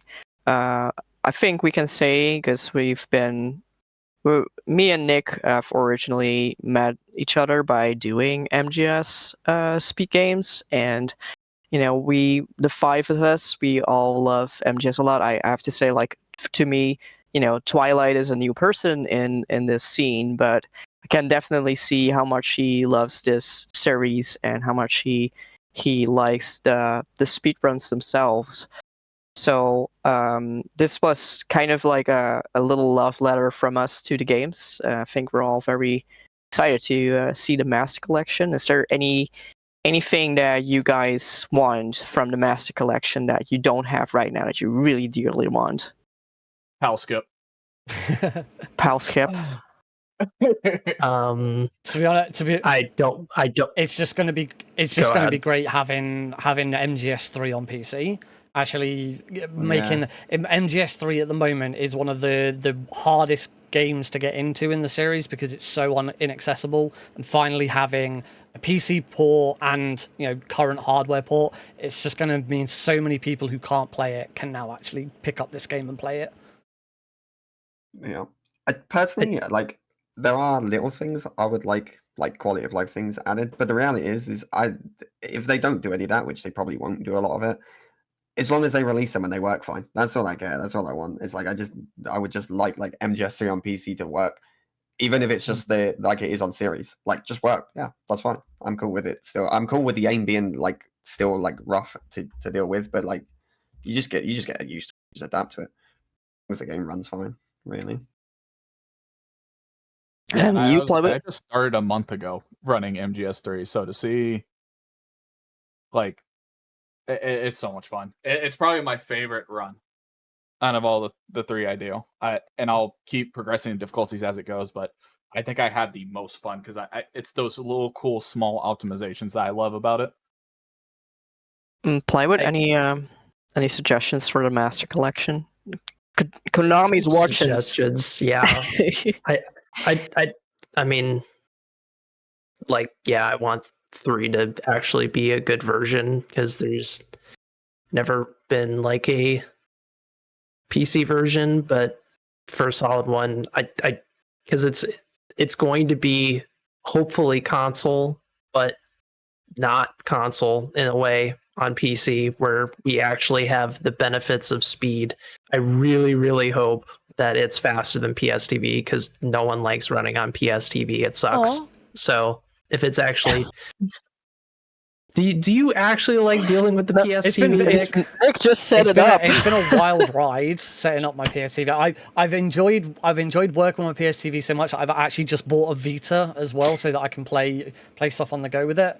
So Vita's cool, but there's still there's so many issues with dealing with it. Like I was using Turbo to skip through cutscenes and codecs, and to set that up correctly you need a GIMX, and you need to make sure that it works, and you need to make sure that it connects to the PSTV correctly, and there's so much hassle dealing with getting it set up. And yeah, just having MGS1, the proper console version of MGS1 available on PC instead of the terrible PC port is just going to be so much. It's all about accessibility, making these games accessible to players. Not even just not necessarily speedrunners. I mean, we're going to see a surge of speedrunners as a result of this collection, but just letting casual players get their hands on these games finally after so long is going to be so nice.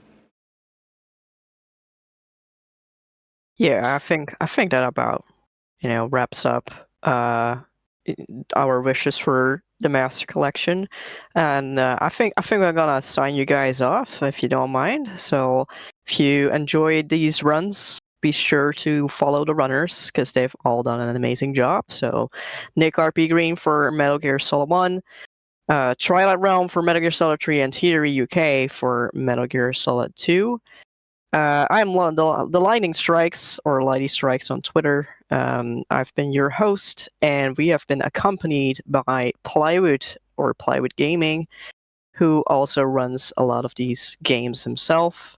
Be sure to check everyone out if you want to see more content, and I hope that you join us next time on this Wednesday. Yes, this is our path to affiliate mini-series. We're trying to hit affiliate on Twitch, so we're doing 5 little mini streams across this week. We've already this was our second. Our third one's this Wednesday, where we have got Organ Mike running Ultima 4 Quest of the Avatar. We've got Plywood returning to run Zone of the Enders, and we have Gaming Speedrun BR running Sonic 3 and Knuckles. They're all 100% or completion runs, so do give us a follow if you want to know when we go live on Wednesday, and we hope to see you then.